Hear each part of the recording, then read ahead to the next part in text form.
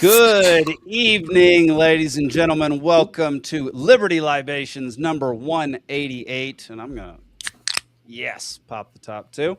My name's Jake Green, joined as usual by Zane, Placie, and Stephen Hilton. Actually, not as usual with Stephen Hilton, but from time to time with Stephen Hilton. Yeah, it's been a little touchy lately. Yeah, It's been a little touchy, but that's okay. Man.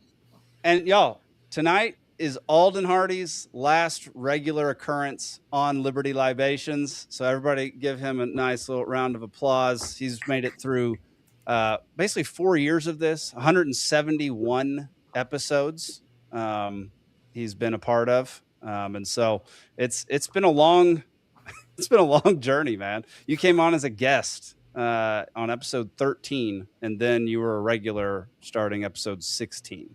And we're in episode 188. I didn't know it was a live show, and when I found out it was live, my feet were sweating like the whole show. I was so nervous. The only way I survived this entire time was that it's called Liberty Libations, and drinking is encouraged, and I sometimes take that too far, but it's the only thing that socially lubricates me enough to even be on the interwebs. That's very fair. I get that. It took me a long time to get used to being in front of the camera. A long time of doing my travel vlogging stuff with my brother. So, but yeah, buddy, I made a fun little video for you. We're gonna play it right now. So, please enjoy. And goodbye, Alden. Oh no.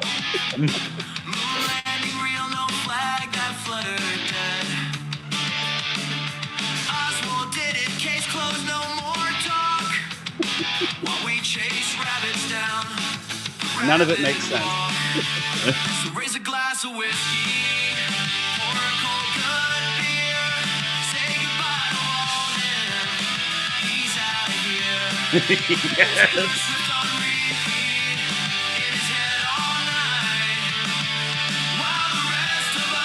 Is this Taylor Swift? That is great. Just AI nonsense, man. It was great. The whole song might be our credit section tonight. The entire song with the captions under it. So stick around for that. AI regenerated 9/11 scene. That's terrible. I know it. Oh I almost didn't put it in, but it was very much worth it. Did I see the rooftop celebration across the block? Did I also see that? I was trying to track what it was saying, but it made so little sense that it was hard to contextually put it together in my mind. Yeah, I meant to put captions on it, but I failed to do so.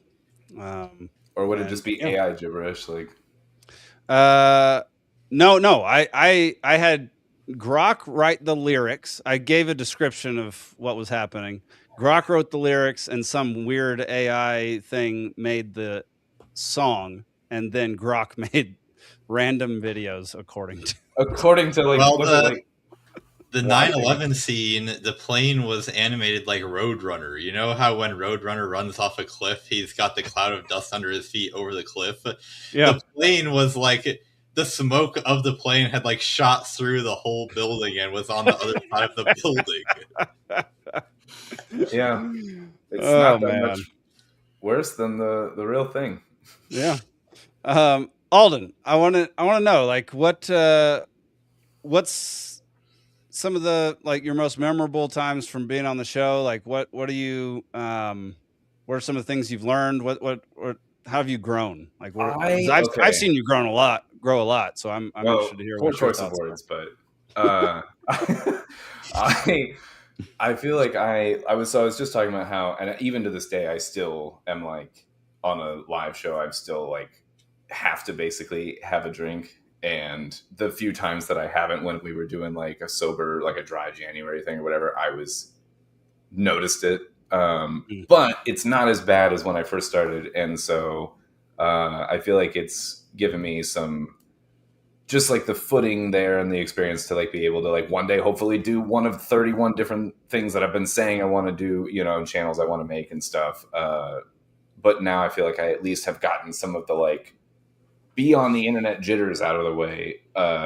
That should help going forward with whatever I end up doing. Heck yeah. So big help just in general with that, of just being like facing a huge fear, apparently. One that still is there, but it's not like it went away, but it's like being able to kind of tackle it. Heck yeah, man.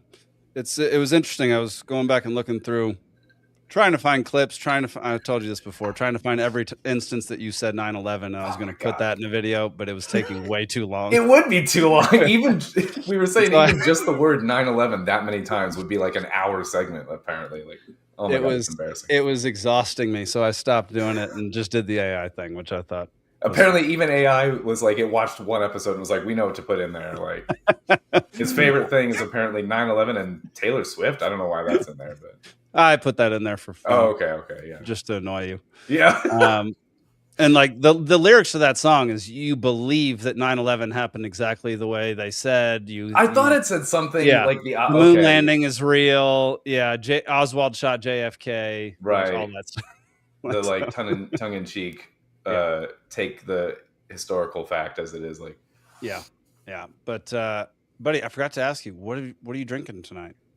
I got Dark and Stormy, and also a Modelo, and probably a couple more things by the end here. Nice. All right, Steven, what IPA nonsense are you drinking tonight? So this is what is this? Sacred Profane? I don't know. It's actually out of Maine. So it even says worth holding on to on top of the can. So what brewery? I was like, worth holding on to brewery. Sacred Profane. Oh, that's the brewery. Oh, okay. Well, let me see. It looks Japanese. That's what it looks like. Sacred Profane. Yeah. So it's the worth holding on to IPA. But yeah. Huh. I've never heard of Sacred Profane. Yeah. Sacred Profane is the brewery. I had either. It's pretty good. Yeah. And then actually swapping it up to go with a West Coast Pale. Not the India Pale, just a Pale. Did they write on it? Oh yeah, it's a crowler. So, repping your favorite. Okay. Yeah. Nice. The Pearl and Pine, the local stuff. Heck yeah, dig it. All right, Zane, what do you got, man? I've got some Castle and Key bourbon. Oh, nice. I haven't had that in a while. All right, it's pretty good. That's good bourbon. Sweet. I'm having my usual summertime cold smoke. Made by Kettle House up here in Montana, just a couple hours down the road. Yeah, y'all, it's gonna be a fun night. Sad Alden's leaving, but yeah, impressed that he stuck it out for this long. I'm impressed that you guys had me this long, to be honest. I made an ass of myself on more than one occasion here, so thank you guys for even, I don't know, thinking I had anything to offer this show. So man, we've all made asses of ourselves on this show. That's what happens when you drink as much as we do. Yes, that is what happens. So we're going to start tonight with not a topic that's on the right-hand side. It's just a laughing at the government section of today, brought to us by Steven in our Discord. Fulton County asks court for emergency tax collection order so schools and government can pay bills.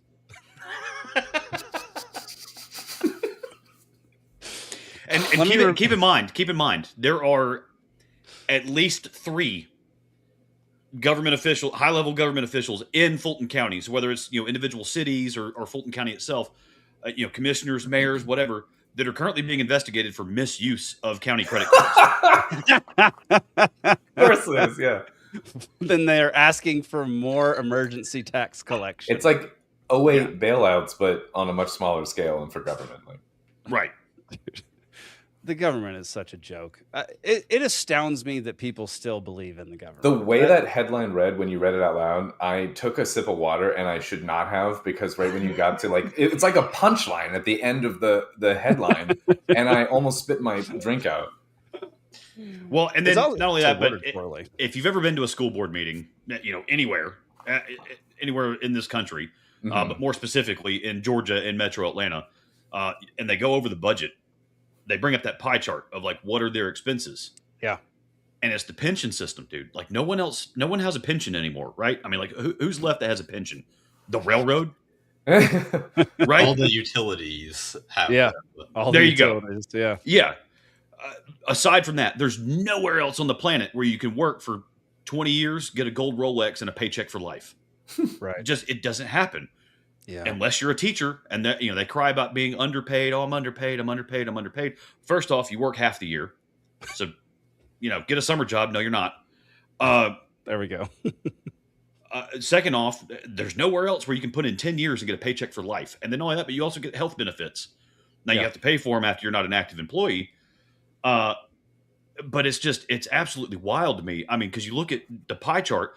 There was a story I was reading just last night locally. So down here in Coweta County, the school district administrator, Dr. Horton, he just had to retire early for health reasons.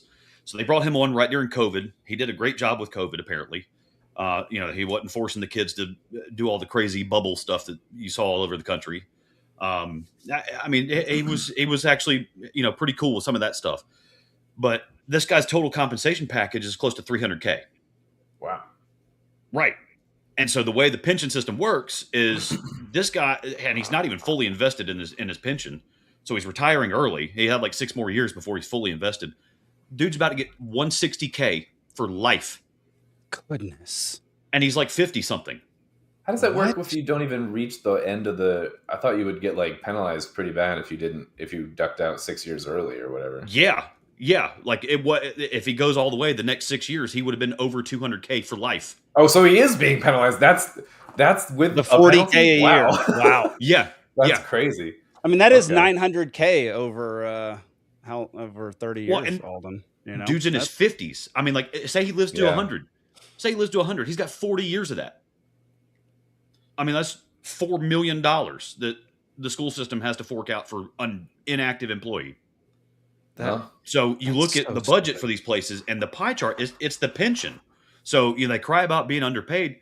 We got to do away with the pension. Like it's absolutely going to tank everything. You can't just keep raising property taxes to support this bloated pension because people are. I mean, like as a business model, there's people.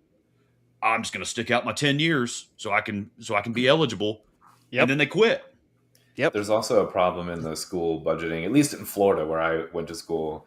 I was literally like noticing and I might have brought this up on this show once before, but I was talking to some of my teachers because they were like letting a bunch of teachers go one year and our classroom sizes were growing and it was like crazy. But they broke ground on a bunch of stupid, useless projects on the campus that same year. And I'm like, why? You guys are building a covered area for the buses so we don't get wet in the fucking rain before they... I'm like, I don't give a shit about that. Like, shouldn't a school be more important to hire teachers than to have a rain cover? And they were like, yeah, but that's a different section of the budget. We can't allocate funds from that kind of a thing. And then I'm like, but it's a bad optics thing when you're building that and firing teachers. Like 50 teachers or some shit. And then they were like, yeah, but if we didn't use the money from that this month, then they would find out we didn't need it all and they would dock us next month or year or whatever on that amount. So you have to keep paying for bullshit that you don't need surplus to keep this the status quo of where your budget is alive, and you don't get any healthy rollover. You don't get I wish there was an incentive to not spend the whole budget as opposed to this penalty if you don't spend the whole budget. So I don't know how it is everywhere, but in fucking Volusia County, it was a piece of shit, man. Yeah, so a couple things on this. As longtime viewers of the show will know, I work in pensions. And if you're a private company that has a pension, there's all sorts of rules about how much money you have to contribute every year into the pension fund so that you actually have enough money set aside for 20, 30 years down the road when all these people are retired and you're having to pay them so that you don't run out of money to be able to pay them what you promised. However, even though it's the government that came up with all these rules about how much you have to fund your pension, guess who's exempt from all of the rules? The government. So you look at all these public sector pension plans, and they're like 50 or 60% funded, which means that only half of the money that you're eventually going to need is actually in the pension. The rest of it will have to be contributed later. Mind you, you start being seriously penalized as a private company if that percentage goes below 80%, and yet you routinely see public sector plans at 50 or 60%. And it's because it's a lot easier for a politician who's going to be out of office in 4 years to say, oh, yeah, we'll give you this exorbitant pension because we don't have to pay for it right now. We can just give it to you now and pay you nothing. And then when it's actually due, then some other hapless politician is going to be in office and it's going to be their problem. I'll also say, Alden, so much of local education funding comes in the form of grants from the Department of Education, that it very well could have been the case that the Department of Education was giving out grants for bus shelters. And the school was like, well, we may as well apply for this grant because why not? It's free money. But if we get the money, we can't use it to pay teachers. We have to use it to build bus shelters because that's what the grant is. So you have all the people in the county having to pay federal income tax. That income tax money goes to the Department of Education, and then it comes back to the county, but not in the form of what people would actually want. It comes to them in the form of mandatory bus shelters that no one would actually pick. Yeah. That's government for you. Well, and let's give credit where it's due in unusual places sometimes. CalPERS, the California Retirement Pension System, they're buying and selling land here in Georgia. They get creative. I mean, they're buying and selling land all over in real estate hotspots all over the country. They're invested in Bitcoin. They're doing all kind of cool stuff that you would want to do if you really need to prop something up that's a bloated behemoth. That's interesting. And then Brian had a good comment here that, apparently the tax digests were delayed in Fulton County. So the problem is actually more incompetent than we thought. It's not because they can't budget. It's they can't budget and they can't send bills out on time. Makes sense. One more quick thing on the budget, which Alden, you were saying, I wish there was some incentive to not spend all the money that you possibly could so that it doesn't get taken away from you. Right. And this is why, I always hammer home the fact that if you are a government, you simply cannot make decisions the way that a business would, even if you want to. So, Mises makes this point in his book Bureaucracy, where the way that a business works. If you're the CEO of a company with different divisions, you can tell all your division heads, do what you want, but I'm going to measure your performance based on how much profit you generated. And then all the division heads can operate, and if they have money left over that they didn't spend, that's great. They earned more profit than they would have had they spent money on things that they didn't need. However, if you're the government, you can't make profit because you get money by stealing it from people, and you use the money to create services that you give to people for free. Well, not for free because you took their money, but you're giving it to them regardless of whether you want it, of whether they want it or not. So both sides of the profit mechanism are distorted because there's your revenue is stealing and your expense is can be whatever you want regardless of sorry, I kind of messed this analogy. But that's all right. That's all right. Both sides of the profit equation are not what they would be if you were actually operating as a business. Yeah. Yep. It's almost like the government wrote your analogy for the government, Yeah, there you go. Yeah. Well, unless you're a local development authority and, you work for, say, the county and you bought land and then sold it to a data center, perhaps. There we go. Yeah. Hot how much of that's happening? Yeah. Also, if you're stealing money, all the money you make is profit. So you make just tons of profit if you're the government. You just then spend it on stupid things that don't make any sense to anybody. I think it's one of the things of just some serious bloat and lack of regard for overhead at all when you don't have it, when you don't have to think about money in, money out in the same way. And this is where we get this runaway train problem because it's not a business and because you're not thinking of it in that way at all. It's not even part of it. And it's, it's one of the stupidest things we've ever done. How many school superintendents have multiple bus shelters in their yard just because there was nowhere else to put them?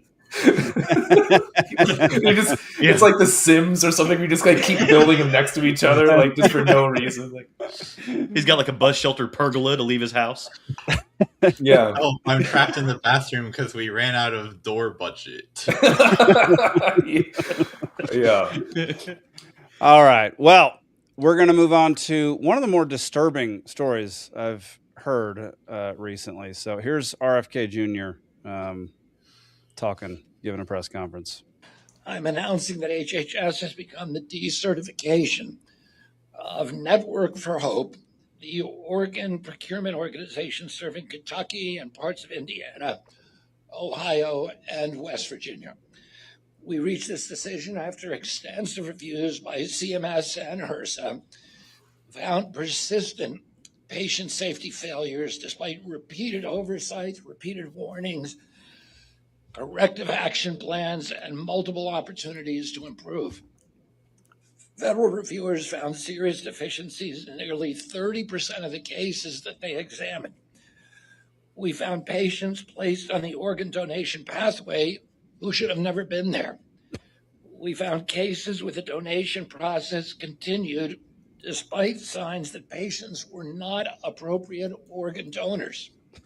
We found repeated failures in clinical judgment, oversight, and patient safety. And we found that these problems continued even after the organization promised to correct them. These failures had real consequences. One of those cases involved TJ Hoover. TJ showed signs of awareness while on the operating table about to have his organs removed. Physicians refused to proceed with the organ recovery because they believed that he was still alive. Because they acted, TJ is alive and is here with us today. TJ, we are grateful that you're here, and we're grateful to those physicians who had the courage to do the. Yeah. So this organization, which I'll bring up here. Organization. Organization. How many of these donors? What are we going to do without you, Alden? How many of these donors were under a month old? I want to know. Oh, that's an interesting question. I mean, because like we've seen those videos. So what they're being, I don't know if they're being accused of it yet, but it's being very heavily implied that they have operated and taken organs from people. They kind of alluded to it with the TJ Hoover guy. People were alive when they were taking their organs.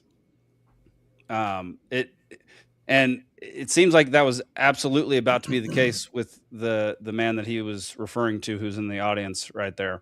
It's why I took it off my driver's license. When I was like 16, I was like, yeah, sure, whatever. I'm dead. Who cares? Take my kidney. Now I'm like, nope, because I don't want anyone to see that and be like, he's dead enough, like. Enough. I straight up have not in a long time had that on my driver's license. Yeah, you're struggling. They just choke you a little bit. Just put you. Yeah. It's like one of those ones where I'm like, I wish that in a better world it'd be fine, but I just don't trust it. So, it's a very strange case. Like I would not have thought that. It doesn't seem like it should be coming out of the United States for some reason. In my head, it seems like something that would happen in a third world country that has. Dude, our healthcare system is not what it should be for being the quote unquote. Well, I agree with that, man. But like, and I don't even mean to get being into accused of like murdering people on the table to get their organs to give to people who need them, like that's real dark, and that's not a good place to go to. I mean, well, you say it doesn't sound like it should come from the United States. What do these doctors look like? Oh yeah. But the system, very intrigued by that too. I got a feeling it's not John Smith from the middle of Kansas, But like, mostly dead. Have fun storming the castle. I'm not dead yet. But like the system is here that has like these really fucked up incentives and like looks the other way on like the wrong things and gives no power to the individual to be like, hey, you want to sell your kidney? Like, nope, you can't. Like, but someone can take your kidney and sell it. Or we're gonna get to the black market stuff here in a minute. Okay. Yeah. Because like keep going. A hospital can get a lot of money from selling like a placenta, like after birth or whatever. Good luck you trying to sell a placenta like afterwards or whatever. It's illegal. You know what I mean? Like you can't do it. But hey, just put it up on Facebook Marketplace and you're buying. Well, and that's but no, that's a Craigslist posting, man. That ain't if I've ever seen one. Yeah. Same thing with like breast milk. Just if you happen to have a surplus of breast milk on hand, right? I mean, Satanists and bodybuilders will beat your door down to get some breast milk. And like what? Oh yeah, that's like there's some bodybuilders that like $100 an ounce if I get to watch you squeeze it in the parking lot. And Steven, like, how many bodybuilders have approached you, man? Well, not like us, because we had a surplus with Isaac, and so like we wanted to like, hey, does somebody need some help? And like some weirdos came out of the woodwork, and we're like, I am so sorry we posted this. This is you personally have experienced this? Oh my yes. God, it's terrifying. So is this about the milk where they're like, it's the best protein ever? Or is it about watching someone produce the milk in a pervy way? Like, well, for some of the bodybuilders, it was both, right? It's both? Yeah. It's the colostrum. You're not going to get into the source of colostrum. Yeah. Yeah. Consider the following. Breast milk is the only food that humans routinely survive on by consuming nothing but that single food. I eat a lot of Hot Pockets, you know. Maybe that counts. Yeah, not anymore. In college, I did. You know. So yeah, I looked up a few articles on this, and concluding that at least 28 patients may not have been deceased when the organ procurement process was initiated. I'm thinking of that video with the woman that pops out of the body bag going off the gurney into the ambulance. Like, the actress. What was her name? I forget. I'm so bad with names. She was in a car wreck. Yeah. And as she was being wheeled into the ambulance, you see her try to get out of the body bag. Yeah. And then they shove her into the back of the ambulance and take her off, and they're like, nothing to see here, and then she's dead later or whatever. Yeah. Audience, who was that? Honestly, I Anne Heche. Anne Heche. Yes. Yeah. You've never seen that video, Steven? It sounds vaguely familiar. It's pretty disturbing, actually. I saw the Ashton Kutcher movie. That was also disturbing. Do you know about Ashton Kutcher's real life event that's really weird, where he witnessed like a murder apparently, and it was like some girl he was like going on a date with, and he got away without even getting questioned, and it was really weird. And he's like, I don't know, I thought it was ketchup on the floor, or no, he said wine. He thought it was wine spill, and it was like a woman with blood on the fucking ground, and he was like, I saw it on the window, and I thought it was wine. And they're like, that's not suspicious. Like, anyway, he's got a whole weird story with that. But. Wow. Dude, I'm talking about the movie where he's alive or awake on the operating table. Different thing. But in real life, he had a weird. Here you go. Moment. So there's a fiery crash. She crashed into a house. Already weird enough. And here this is it. And she's trying to bust out of the body bag.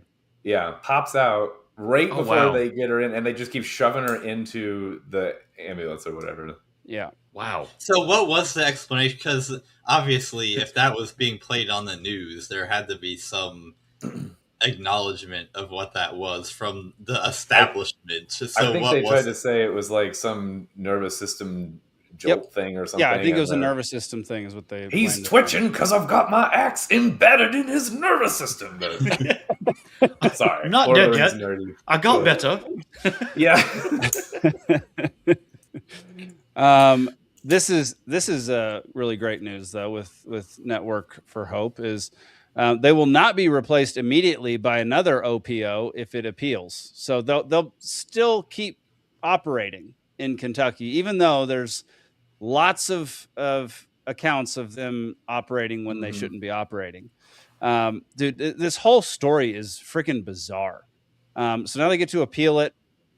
Who knows who knows how long this will take? It's with the federal government at this point. So that's going to take a very long time, which means they're going to keep on harvesting organs in the meantime. To be fair, I mean, they've probably helped out a ton of people. Actually, that's the problem of it. Is that go ahead, Steve. This absolutely reminds me of the James O'Keefe videos, back when he was running Project Veritas back in the early Obama years, 08, 09, whatever, when they were releasing the undercover videos of directors of Planned Parenthood bragging about how they bought a new Ferrari last month because they sold some baby kidneys to China. Oh, that's fun. Yeah. Yeah. Nothing savory ever comes out of a hidden camera conversation out of one of those kind of places, and that's not a great look. And I don't know what kind of honeypot agents he had too, because like I mean, these folks think they're at a date and they're just like, yeah, I get $25K for a kidney, $50K for a liver, and I mean, like they're just rattling off like, yeah. The things that people say on these fucking just like one-off first date things or whatever, like you're an idiot, dude. Absolutely. I'm sorry, you're fucking stupid. Like you don't think that someone could be, fishing here or whatever like that. I've seen so many of those kind of things. That's really these bad. people are just so pleased with themselves. They just want to boast. They want to tell somebody. Want to be like, "Oh, I'm so awesome! Look how much money I made. Look how we're completely screwing these people over. Isn't this amazing?" Yeah. Now, so there are legitimate organizations, but operations like this totally tarnish the image. I mean, like, I'm sure everybody knows somebody that has an organ transplant and they're alive because of it. I mean, so according to Network for Hope's own website, they say they've had 299 organ donors, which if 28 were still alive when they were taken, that's a 10% murder rate. That's a jarring percentage. But they're 90% legitimate. That's honor roll status. That's an A. That's A tier, dude. Yeah. They say that how you look at it. Those 299 organ donors saved 872 lives. So, if you take out those 28, it's probably closer to like 800 lives. I'd say, I don't want to throw the baby out with the bathwater, but that might be a bad idiom. That's a terrible idiom for this one. Yeah. I don't like that one at all. Yeah. If I may get a little bit philosophical for a moment, because I know that's the direction we're trying to take the show. Yeah. The audience says everyone is still alive, which I'm not sure what that comment is in reference to. I'm not sure. Everyone that's alive today is still alive. I think he means during the organ harvesting. Is that what he's talking about? I don't know. Go ahead. Anyhow, this little controversy really highlights the weakness of utilitarianism as like a moral philosophy. So like utilitarianism says we should just do things that will result in the greatest good for the greatest number of people. But what you very quickly run into is involuntary organ donation. And this is like one of the classic examples of why utilitarianism doesn't really work. Mm-hmm.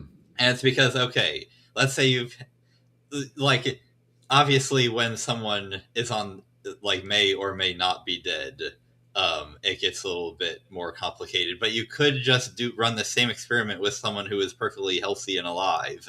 It's like, wow, your body is full of organs. And if we just killed you right now, took all your organs, we might be able to save the lives of 6 people. Isn't that amazing? And that is pretty amazing. And that's what you would have to conclude if you were a utilitarian, because you're like, well, one person is going to die, but 6 people who would not have died will now live. Therefore, that's what we should do. Hey, instead of lethal injection or the electric chair, how about execution by forced organ donation? While you're still alive and awake. Well, so Gravionics brings up an interesting point. He says all donated organs come from living, which is that true? It has to be a very, very recent, fresh situation. Like it can't usually like you're brain dead, right? Right. So something like that. Like they're like car wrecks where people quote unquote alive. Like yeah, like so the tissue of the organ itself is alive. I think still has to be alive. That's not the same as you, like me being alive. Right. So like I think it's about the same as you being alive, Zane. Yeah. I think those two things are very comparable. Like there's obviously a correspondence, but I'm saying it's not. I'm saying it's not a 100% correspondence. Got it. My bad. Yeah. Like, okay, for example, like if a person just got shot in the head, like, okay, I think we'd all be comfortable saying they're dead. immediately. There's been a few However, cases their where- liver tissue is still probably got at least a couple minutes of not being dead. Zane is a clump of cells kind of guy. Got it. Okay, that's actually the exact opposite of what I just said. Yeah. We know she's kidding. Yeah. Some quack is kidding. We all know. Well, it's not only that everyone knows that that's my opinion, and yet I said something that could be construed to mean that. It's what I just said literally means the exact opposite of that. We know. Yes, that's the definition of says, irony. Interesting. Brain dead is an invention to take organs from the living. That's interesting as a concept. That's an interesting one. Yeah. Gravionics. Got to have those halal organs, otherwise they can't transplant. Exactly. The liver, doesn't the liver, like, can't the liver regenerate anyway? Like a lizard tail kind of a thing? You can take like half of it or up to 80% or something and it'll still regenerate. So we don't even need to harvest livers. Like, well, yeah, but after a certain point, like necrosis sets in, right? So like, I mean, they can be recently dead, but within within 30 minutes, you come down to room temp, that stuff stops working. You can't. I mean, like, can you like, you can donate one of your kidneys. Can you donate half of a liver, or does it not work that way? No, doesn't work that way. Okay. Yeah, because I know yours can grow back, but I don't know if it's got to be challenge accepted.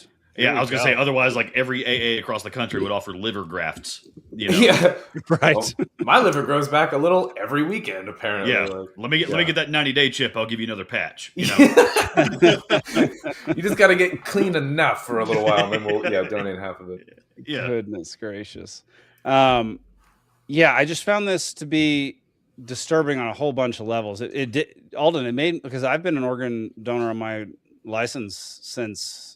I think not the first time I got the license. The first time I was like, no, my organs are mine. Buzz off. That's so funny. My first one, I was just like young, dumb, whatever. And I was like, take my body, science. Like, I don't care, like, and then I wised up and was like, you know what? No, I think when I got my license at 16, I really wanted somebody to make a scarecrow out of my body. So I put a sign on you on the highway that says, like, you can't have my organs. I'll let the crows get them before you can have them. Dude, you could be a Jeepers Creepers stunt double. Yeah. Isn't the point of a scarecrow, though, that the inside is, like, hollowed out except for, like, the corn husks? So you actually could have someone harvest all your internal organs. You could still be a scarecrow. And be a scarecrow. You might even be a more accurate scarecrow that way. Okay, actually. we're gonna just remove Zane from the stream tonight. But you have to put shitting all over my 16-year-old self. You have to fist the straw up Jake's corpse butt, though. So there's a good quote from my last episode. Let's get a petition started. Jake needs to be the Jeepers Creepers guy and Jeepers Creepers 17. Oh God. 17. Just terrible. Scarecrow. Did they make more than one of those? There's like three. I think they're making I think they got a fourth one coming out this fall. I haven't seen them. Is it all with Justin Long? No. The first three of them are, I think. Okay. No. Justin Long died in the first one.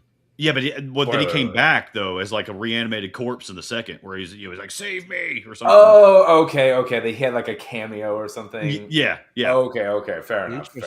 Okay. The second one was like a totally separate story about like the school bus thing or whatever with the kids or whatever. But he might have had like a ghostly apparition type like foreshadowing thing or something. I forget about that, but anyway, the first movie's good. The rest suck. I don't know. So this transplantation, organ transplant donation stuff got me thinking about the black market organs, and started going down a rabbit hole, and found this article, which I'll go down here. This guy talks about how he got involved and started, like, he donated his kidney to get out of debt, basically. I offered that. They wouldn't take it before. But because even to get a business startup loan, I asked if they could put a lien on my kidney. Well, this guy had a very interesting experience, and down here, it got into more government-related things, which I found to be interesting. There's a black market for organs, including kidneys, corneas, and liver lobes. Rising demand for kidneys is partly a result of the spread of so-called diseases of affluence. diabetes, hypertension, obesity, and the subsequent rise in kidney failure. And it got me thinking, like, in the same way that, like, the government banning like certain drugs makes a massive black market for those drugs. I feel like this is related to that, in that the way that the government subsidized corn and subsidized all these crops that we shouldn't be eating and made the food pyramid, that now they're responsible for the fact that, or at least partially responsible for the fact that we do have a massive unhealthy epidemic in the country where canola from World War II, and then we cook all our food in what was considered a machine grease before the fucking time that we ate it. Like, so it's sitting down that rabbit hole of government creating black markets because they make. Yeah, but the government's always done this. This has always happened. This is prohibition and the mafia. This is this has always been the. No, I know it's always been a thing. I just it's weird to see one that is. Yeah, it's weird to see one that's so like tangentially related. You know, like you wouldn't think that somebody getting kidney failure and needing an organ and then trying to get one on the black market. Yeah, you wouldn't think that would be related to the government doing a whole. But it's just a. One decision after another stacked on top of each other over a period of 50 years that led to, you know, along with a few other things like lack of self-control and lack of understanding of what actually is healthy. But the fact that, you know, the government puts out the food pyramid back in, what was it, the 70s, 80s, somewhere in there? I don't remember. I thought it was older than the 80s, but maybe it is the 80s even. I think it was the 70s or 80s. Yeah, maybe you're right. But, you know, them putting that out and back then, a lot more people were definitely more trusting of the government for good reason. Did you see the new one? That's not the pyramid. The new one is like flipped on its head. Or the one with the Lucky Charms. Yes, thank you. Not what would someone actually, not the South Park one where they're like, what do we do? Turn it upside down and it works. Right. But what the actual government one is, where they recommend brand name fucking cereals like Kellogg's or whatever cereals on there, and then they say basically don't eat beef or butter, it'll kill you. You know, like, it's insane. Some quack says we saw a guy today in his 20s with gout. Wow, unbelievable. I barely hear about gout anymore. And he probably grew up on Easy Mac and ramen noodles and whatever kind of, you know, they'll tell you that salt is so awful for you. You know, stay away from salt, stay away from salt. Well, I drink salt water all day, dude. Well, exactly. You know, cause you get sick, you go to the hospital. What's the first thing they do? They plug you up to a bag of freaking salt water. Yeah. Yeah. An freaking IV of salt water with potassium and sodium and whatever electrolytes. Like, dude, I drink a ton of. I have extra potassium stuff too that I put in my water and stuff, but electrolytes all the time, man. Yeah, that's another thing that's similar to like the government attaching itself to like one study, this one time, this cherry picky thing with fluoride or whatever back in the day, and then being like, we're gonna put fluoride in the water. They did a similar thing with salt when this particular study only monitored people for 15 or 30 minutes after consuming salt. And so they're like, oh, it raises blood pressure. If you keep watching for more than 30 minutes, it lowers your fucking blood pressure. It's insane. Like, it actually allows with the water in the blood to pass through like the membrane of the vein better. And so like when you are able to move liquid in and out of the system, if it's like a fully closed system, that's when you can get, you know, pressure spikes. Anyway, it's insane. I hate the government. Yep. Yeah. Here's that chart you were talking about. Yes, that's the fucking one. Watermelon gets 100 on the score. Why? And ground beef gets a 26. Lucky Charms gets a 60. Yeah. It is so you were right. The reason why watermelon is 100 is because it's essentially just water. Yeah, because what can it do to you? Well, no, it's a fantastic source of L-citrulline. You can actually freeze it and make a little slushy with it, and anyways, nice. And then not only that, but it's the biggest natural source of glutathione, which is the mother of all antioxidants. You can also drill a hole in a watermelon, pour a bottle of vodka in there. And it's freaking delicious. It's the best artificial source of vodka. Yeah. I'll just say that I like pretty much every single food on that chart. That's funny. Yeah. Some quack is right. Canned peaches being number 2 is insane. Of all the foods, why are you eating canned peaches? I mean, I get it in the winter you want canned peaches, but like, why of all the foods that you're going to put a canned product second? That's crazy. Like, well, because parasites can't survive in syrup. Oh yeah, nothing can, I guess. Yeah. I suppose. Yeah.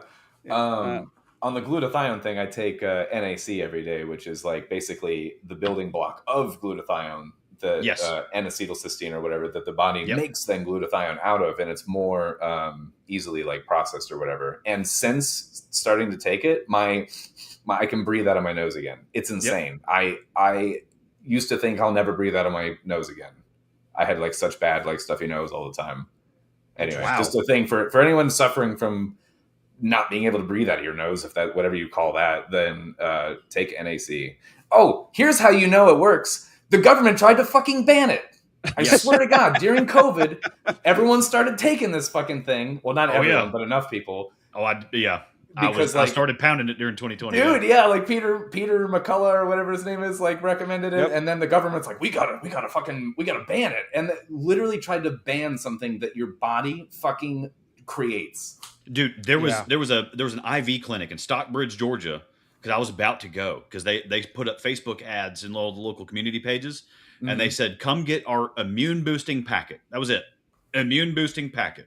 And it was a banana bag with some B vitamins and some vitamin C. Sure. And then they were also going to add, you could add NAC, you could add, magnesium. They weren't even given any. What type of magnesium? They weren't doing hydroxychloroquine. They weren't doing ivermectin. They weren't doing any of that. Right. It was literally just vitamins in an IV bag. Yeah, things that 2 years ago no one would have turned an eye at. They got SWAT teamed. Oh, Jesus Christ, dude! Oh my God. That's like the feds came in and they're like, no, you can't say you're boosting immune systems in 2020. Yeah, that's how you know that you're doing the right thing, dude. When SWAT kicks in your door, you're doing something right. I'm telling you, man, it's insane. Unless you're selling crack, I don't know. Well, who knows? Yeah, there you go. I wanted to say so much. Oh, go ahead. Just one closing thing on before we get too far from it. When that thing the article was talking about diseases of affluence, and it named diabetes. Haley has diabetes, and this is just like our world now or whatever. But it drives me crazy when they don't specify the difference between type 1 and type 2, because that's fair. Type 2 is when you create an environment in your body that's so high sugar all the time that your pancreas is like, we give up. Like type 1 is when you have an autoimmune disease and your body attacks itself and it destroys your pancreas cells. Like one has nothing to do with affluence at all or lifestyle choices. Obviously, your parents had so much money that they could afford a transplant pancreas on the black market if they needed to. Right. Yeah. So clearly affluent still. Yeah. Yeah. That's hilarious. Sorry, Zane, what were you going to say? So, yeah. I mean, so much food advice is confusing, or the studies come out and the studies contradict each other after 5 minutes. It's like, who knows? Like, I don't follow it because if I did, 2 seconds later, it would be something completely different, and I don't really care that much anyway. Right. I just want to eat something that tastes good and is not like canned peaches terrible for me. So, and I think this is good advice for like lots of areas of life, but I think it applies for food as well. And it's like, ask yourself one question: did people start doing this within the past 100 years? And if the answer is yes, maybe think about it a little more. Yeah, I mean, Paul Dino, a guy I follow, he's basically carnivore diet with some fruit. He just says, stick to the perimeter of the grocery store. Just stick all the way around. That's where the good stuff is. And in anything, you mean the stuff they have to keep cold because it'll go bad otherwise? Exactly. The stuff that needs electricity around the edge of the store. That's why it's on the perimeter. Like, yeah, and even that, you got to be careful at the grocery store, man. I've seen some of those fruit and veggie aisles that have the misters and stuff, and if you take off what the fruit and stuff is sitting on, it's just mold. Nothing but mold below. Yeah, it's I'm disgusting. Pretty careful about where I get my produce because, I'd rather buy produce from a dude selling it on the side of the road at a stand that has a sign that says tomatoes half the time. Like, actually, we got one. I'm going to go over there. Or if he's selling tomatoes with a D and an apostrophe. Fresh picked tomatoes. That's gonna be the the old best. Simpsons episode where he splices tomatoes and tobacco and he calls it tobacco, and it's legally allowed because it's not tobacco, and they want to pay him like $1 billion for it, and he holds out for more, and they just like fuck you anyway. Yeah, one of my favorite Simpsons. Some quack had a fun thing. We just have to listen to our bodies, which is not the same thing as listening to our mouths. That is true. And look, that's fair. I don't Cravings and just very different. I take one issue with that statement, some quack, and it's the just. Like I think that is definitely a factor. I don't think that's the only factor. Sometimes my body is a douchebag and really, really craves something that I don't want and that I shouldn't have. So I'm not sure that's always the case. Like an alcoholic is going to crave alcohol, and I feel like that's their. I was wondering what you meant, but that is actually an interesting.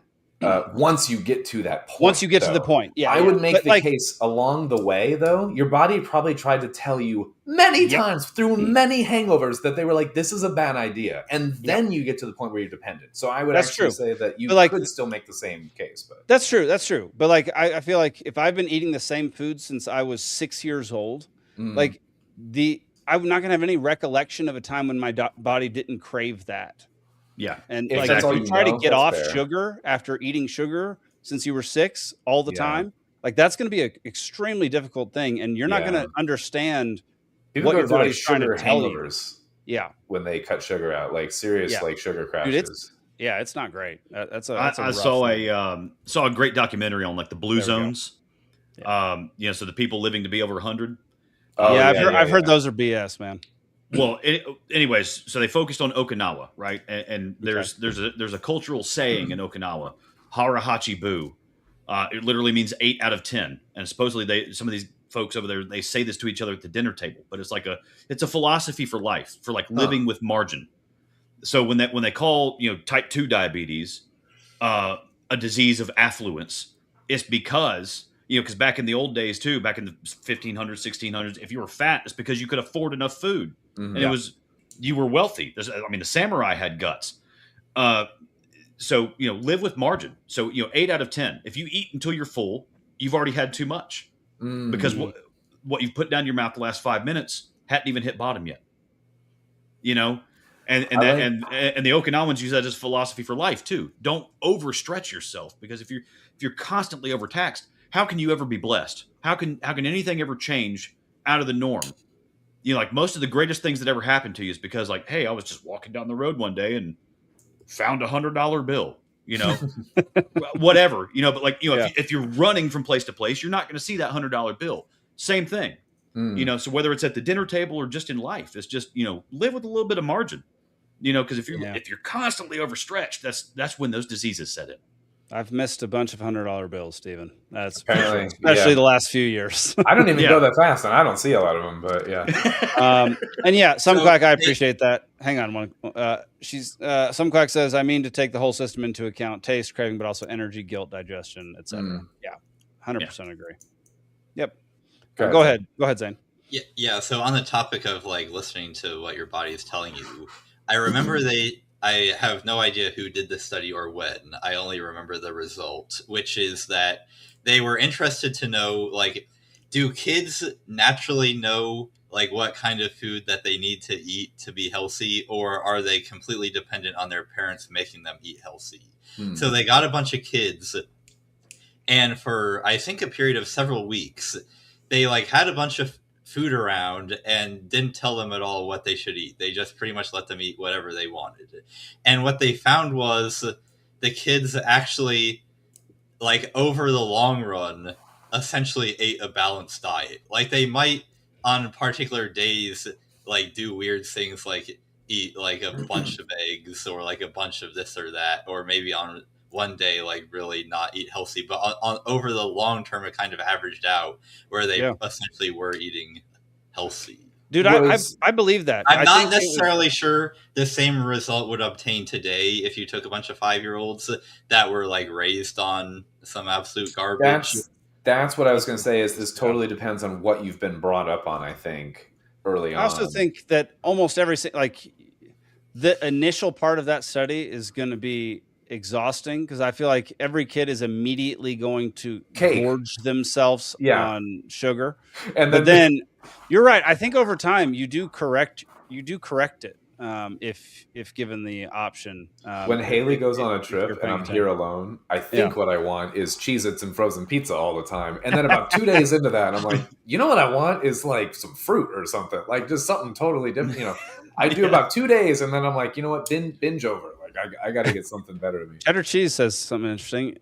We had an Okinawan stay with us in high school. Apparently, or absolutely everything he ate, he said, too sweet. Oh, dude, yeah. America, it's insanely sweet. I actually love like Asian like bean curd desserts and things like that are like mildly, very like savory and sweet, kind of hybrid a little bit, or like. You lost me at bean curd.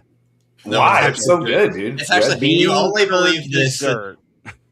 You only think this because American desserts have absolutely nuked your taste buds. Yeah, and you can partially thank Thomas Jefferson for that, because before he was ambassador to France and he brought back vanilla beans, our most popular ice cream flavor was oyster. Really? What? That's crazy. I didn't know that. Oh my gosh. Yeah. Well, Liberty Libations is going to get sponsored by an oyster ice cream company. That's my only goal now. If you send me free samples, I will endorse. I'll try it. I've had oyster stouts I like before, but I've never. You got to try oyster ice cream. That's wild. That's interesting. Yeah. Like chunks of it, or like blended up, or like what's the thing with that? Stevie, you don't make it for your family every Friday night? Homemade ice cream with oysters stuffed in there? Homemade oyster ice cream. Yeah, with the Ninja Creamy and just put raw oysters in there. I have an ice cream machine. Jefferson happens to be one of my favorites. So, I like vanilla. I'm down with it.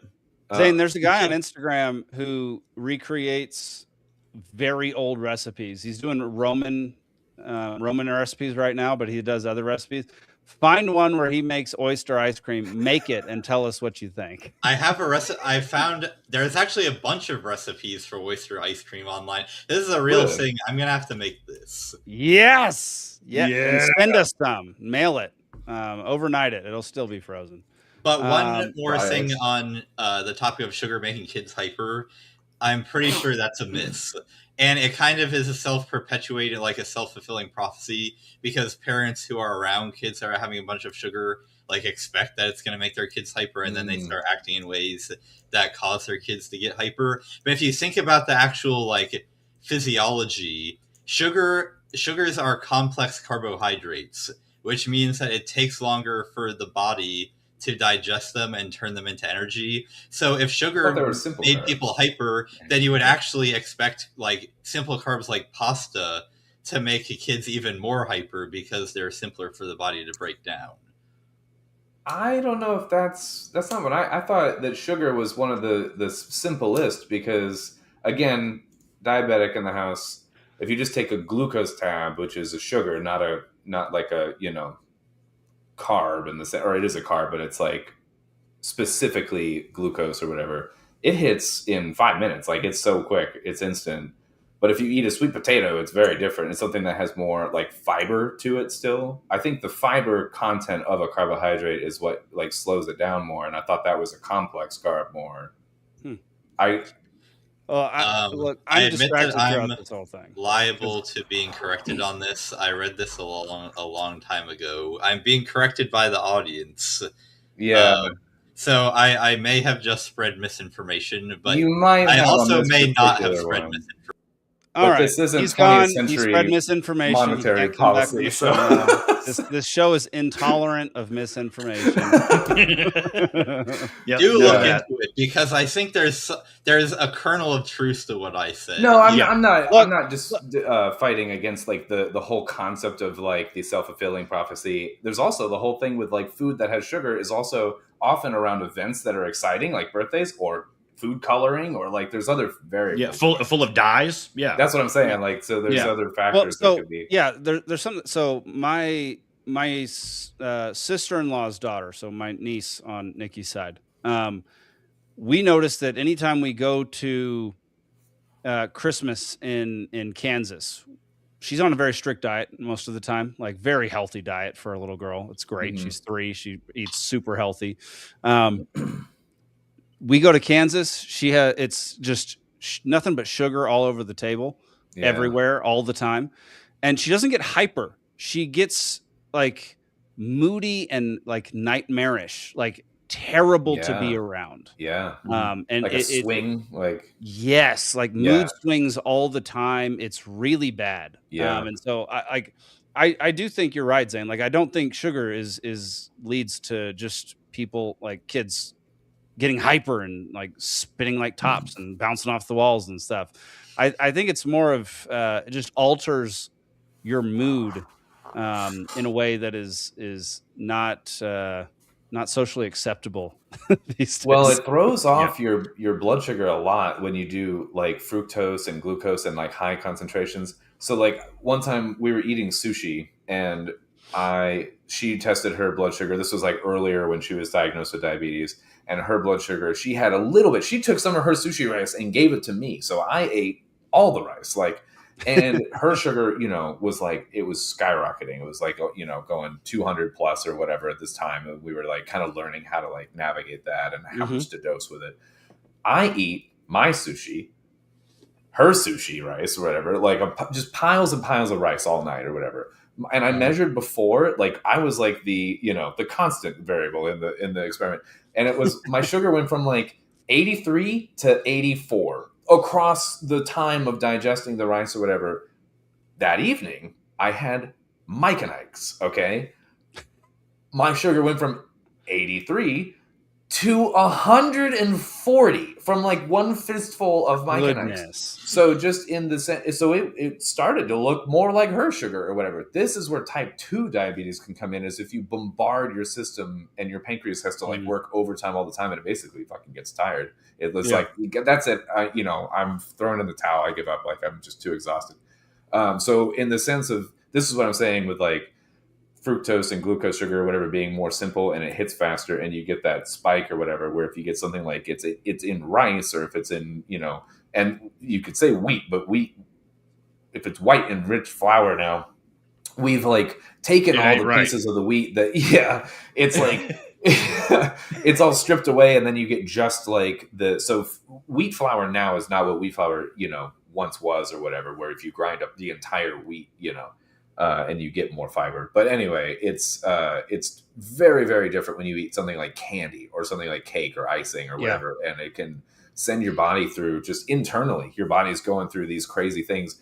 And when it has to like shut down other systems and it's like, we got to process this sugar, it honestly is like a toxin, like in the sense that like your kidneys have to flush it out like alcohol, it would, like it has to process it. This is why diabetics pee a lot, because your blood sugar goes too high and then it's got to like filter everything out and, So anyway, when your body goes through something like that, it's similar to something else like a toxin or a high stress or whatever. And like, so no wonder your mood would change. There's things going on internally that we don't see, unless you're measuring it with the one touch or whatever. And so it just makes sense anyway. Like, interesting. I have a weird insight into this just with sugar. But. Well, Gravionics has, I think, what will be the comment of the evening, which is you guys would all probably find oyster ice cream strangely familiar. Wait a minute. What does that mean? I don't want to know what that means. It's not pearly oyster ice. Before we move on to the next topic, we kind of got drifted away from organ donation and the black market organs, but How could we have possibly wanted to do that? There's a show that I've talked about on this show multiple times. It's called Trafficked with Mariana Van Zeller. She goes on Rogan every now and then. She is the most amazing documentarian I've ever watched on screen. She's unreal. Like, her show is incredible. Everything that I've seen her do is astounding. I don't know how she does it. I don't know how she's still alive. The stuff she does is extremely dangerous. And she did a whole episode on organ donation. And here's the little teaser for it. Entonces, parte del plan. Sí, trabajo para ello. ¿Tú entraste haciendo otras cosas primero o de inmediato fuiste a los órganos? Sí, inmediato a los órganos. Es un amigo, es comandante en el clan del Golfo, entonces. ¿Y qué te pidió él de hacer qué? ¿Qué te he pedido de hacer qué? A rajar unos cuerpos. ¿Rajar cómo? ¿Con qué? Con unos cuchillos. Un cuerpo de una persona, ya estaba muerta la persona. No, viva amarrada. Y sacarle los órganos. ¿Por qué vivo? Normal. Esa es la orden del jefe. ¿Qué te dice de matarlos, de abrirlos mientras están vivos? Sí, claro. There we go. See, they have to be alive. Sí. Tienen ahí, se cogen primero, se les hace un examen de sangre, si es compatible. ¿Y dónde vas a buscar a esas personas? Cogemos migrantes, tenemos muchos aquí en Necoclí. Pero ¿quién está utilizando los instrumentos de Niclochi? sacar? Where's Niclochi? El médico, yo no. I don't know.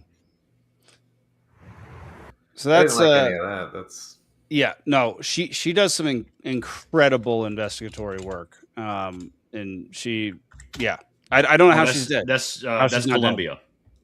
Colombia. That makes sense. She's done stuff on Colombia before. She followed a brick of cocaine or heroin, I can't remember, from I've done that before too. No, it was cocaine. It was from the coca fields all the way to getting sold in the United States. She was with that first plant that was harvested all the way to when it was sold to somebody in the U.S. She was there when it was being cut, when it was like all of it. And wow, that's like Tuttle Twin stuff, dude.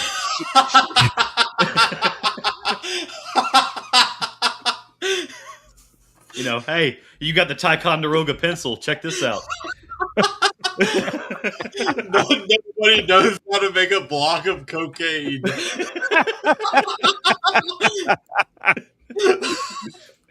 Oh, Steven, that was great, man. That was great. Go check out her show, though. Trafficked with Mariana Van Zeller. She's incredible. And yeah, you'll get a whole different insight into black market. Does she like go into the apartment of the guy that bought an 8-ball and like watches him like get coke dick and like can't perform with his girlfriend? Like, how far does this go? You know? Like, no, she goes to when they sell it to somebody in the United States. Well, and depending on how recently that is, portion, like okay, yeah, individual portion. Okay. So for the last 10, 15 years, we've heard of these border towns that we have here in Texas, Arizona, whatnot. The migrants coming up. Well, like Kansas. Keep in mind we collapsed Venezuela. Like Colombia's next door. There, that's a lot of the degradation is kind of just seeping outward, and that's what you see right now too. Is especially the drug trade. It's just South America's in a little bit of turmoil, and we kind of had a hand in it. Yeah. Yeah, we've talked about that what were we talking about in the beginning of this episode with like the government creating then problems that then you need to like find solutions for and vice whatever, Yeah. But and guaranteed, I'm willing to bet. I want to say guaranteed. I'm willing to bet if you watch any of these shows, somewhere is a affluent American at the other end of that trade. Are you willing to bet an organ? That's right. Which organ? Yeah. All right, y'all. We're moving on. I am not fucking drunk. Long 19th or blue. Every pretty girl deserves to go to a ball. This is everything about it's a clam. I love it. I gotta be honest with you, I feel like I'm a little bit too drunk to stand up. On Wiedersehen, asshole. I'm drunk right now.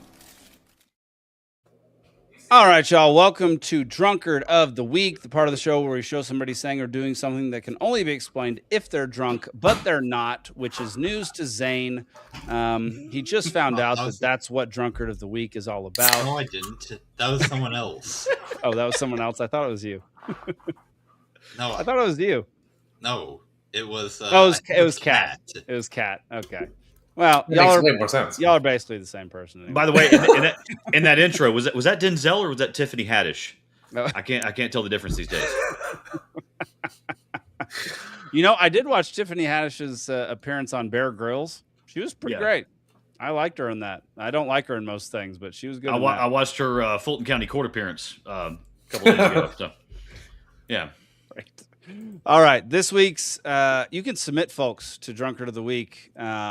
By doing it through X, tagging us at Liberty Libation, # Drunkard of the Week, or by joining our Discord and putting it in there, which is in the link episode description below. You can join via the link in the episode description.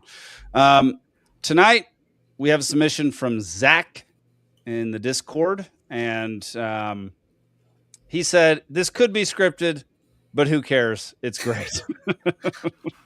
Here we go. Controlling weather since like the 60s. Look over there. Tell me what you see. An airplane. Chemtrails, okay? They spray that shit into the air to control the weather, and then they control people's minds. I don't think that's how that works. Why is every young person like some type of gay and has a learning disorder? I don't think every young person is gay or has a learning disability. This aged really well. You're telling me that you're not bisexual with ADHD? We want to be free to do what we want to do. Yeah. We want to get loaded. Yeah. And we want to have a good time. That was surprisingly funny for the reasons I didn't think it was going to be. That was crazy. Oh my God. So this week's, oh my gosh, I just got beer all over my microphone. Yes. So annoying. Sorry. I'm excited over there. That's this week's Drunkard of the Week. Make sure you submit your own nominations before Wednesday of next week. I've pretty much prepped the show on Wednesdays, so if you submit stuff later on Wednesday, I'm not going to use it. Which many of y'all do. Many of y'all do. So many of y'all submit stories the day of or the day just hours before the show starts. That's literally why I sent that to you via your personal text. The whole you Batman sent me thing. one, which I included in the dadgum show because but I had to go back relevant. in. Yeah, I was annoyed with what you were doing, but when it's so good that it is. Hey, wait! I can put that back on you because you only told me that it was going to be that related to that. Don't day. you put that back on? Okay, you're gone. Screw you. Hold on, I'm All checking right. when I posted things. Did I post things today? I think you posted things yesterday. I try not to now because we've been over this small work meeting here. I think you posted things yesterday, Steven. I was a little behind this week, so that was I actually used your stuff, so yes, it worked. All right, y'all. We're gonna move on to our final topic of the evening, which is Christopher Nolan and the movies he's made, and the current movie that just came out. Have any of y'all seen The Odyssey yet? Not yet, Oh yeah, no. I have. Oh, nice. All right. Wait, Zane, have you? Yes. Yes. What do you guys Okay. think? So three out of the four, I guess. Oh, you've seen it too. Shit, I'm the only one. I've seen it. So I am interested to hear y'all's thoughts, Stephen and Zane, because it did not hold true to the book. Like, it did not hold true to the Odyssey itself. It's hard to though with something that's so much content. You know what I mean? Like, well, it definitely purposefully deviated from the book in ways that I didn't care for, and we can get into that in a little bit. There's going to be spoilers. Wait. Question for you. Yeah. Which held more true to the original Odyssey content? I say Troy. This movie, or no. Oh, brother, where art thou? Ooh. Oh, brother, where This art movie. thou? No. Oh, brother, where art thou? Because it's symbolic, like it's it's implied, but they kind of do hit all of the. No, it's oh brother, where art thou? I really don't think it's the Odyssey that held more true to the. I'm curious to hear why by Stephen Homer. thinks the Odyssey. Well, so here's my main thing. This is what got me so excited when I realized this, when we actually studied it and dissected the literature in junior year of high school. Maybe it was because I was dating the daughter of my English teacher. Maybe. Okay. Let's go, Steven. Yeah. All right. I had this epiphany while we were studying this book. Don't worry, I washed my hands afterward. The band, Dire Straits. Do you know where they got their name? No.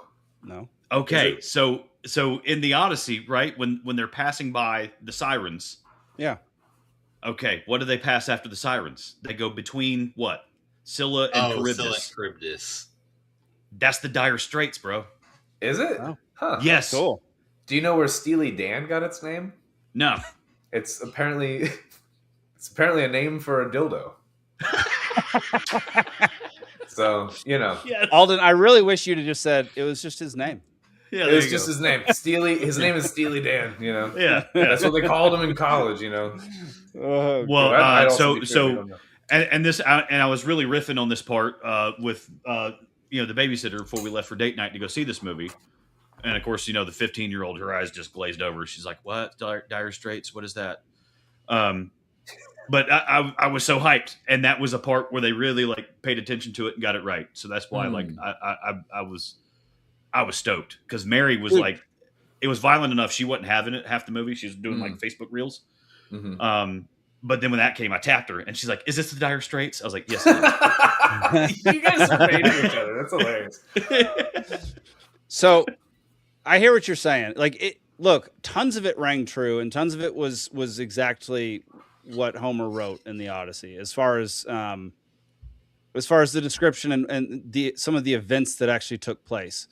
But some things that he threw in there, some the whole premise of, or not the whole premise, but overshadowing the entire film is this idea that the civilization is crumbling, and that society has changed, and that they've angered the gods, and that they're falling out of the age that they're in and into a dark age, basically. And because why? Well, I'm getting to that, Stephen. Yeah. So in this movie, it's because they use the goddess Athena to trick the Trojans to get into their city, and they basically use her rather than in a non, I don't know what's the right word. They use her name, take her name in vain, basically. A god would not like that. But in the book, they hatch this plan with Athena. And so there's a massive difference between what the book says and what this movie says, which the movie, the whole thing is that he angered Athena. The world is being ruined because he angered Athena. And so everything that happens after that is a tragedy to this guy because of that one action. But that is not what happens in the book. So from a literary perspective, it's because Odysseus is the inventor of the lie. Okay. And it's because he betrayed human nature that the rest of the gods were angry, because that's correct. That's correct. Yeah. But that is not how they spun it in the movie. It's funny that's how he gets out of something, though, with the Cyclops. So he lies and says his name is Nobody or whatever. We've talked about this, on some trivia thing or something. Yeah. But it's funny that if the whole thing is about him being the inventor of the lie, then it's cool to see it work for and against him along the way. Anyway, just a thing. And to be fair, for the purposes of the movie, them spinning the whole Athena plot line actually made sense in the movie. The movie did not make the movie was very well made. I thought it was a very good movie. I don't think it was his best movie at all. We're going to get to that in a little while. But it didn't. I just didn't think it stuck true to the actual book. In that way, he also invented a twin sister of Helen out of nowhere. Really? Which, look, if you have a Helen, and also Helen of Troy is Lupita Nyong'o. I'm sorry, Diane Kruger was perfect casting in the first one, in the movie Troy. Not in Troy, yeah. Perfect casting, stunning, beautiful Grecian woman. This Lupita Nyong'o is not that. And the fact that she had a twin sister, if she's supposed to be the most beautiful woman that wars are fought over and that men will doesn't make sense with the twin, because then we can just share her, Scarcity matters. Let's bring back libertarian principles here. This literally makes no sense. When you said twin to Helen, I was like, I'm about to flip tables with twin of Helen. That's so stupid. I was upset it was not Lucy Lawless, personally. I'm mad it's not Taylor Swift, apparently, according to my AI video intro or whatever. Zane, you got cut off like 5 minutes ago, man. What were you gonna say? So, just on the point about whether this film was centered around like him angering Athena, and that's what's causing this civilizational collapse. For one thing, and I don't know how common knowledge this is, but I do want to point out that the Bronze Age collapse was a real historical event. So, like, around the time that, like, right after Troy, like, if this, to whatever extent the sack of Troy was a real thing, the time that it would have happened would have been like 12th or 13th century BC. And right after that, you did have what was called the Bronze Age collapse, where they were called the Sea People because no one had any clue where they were coming from.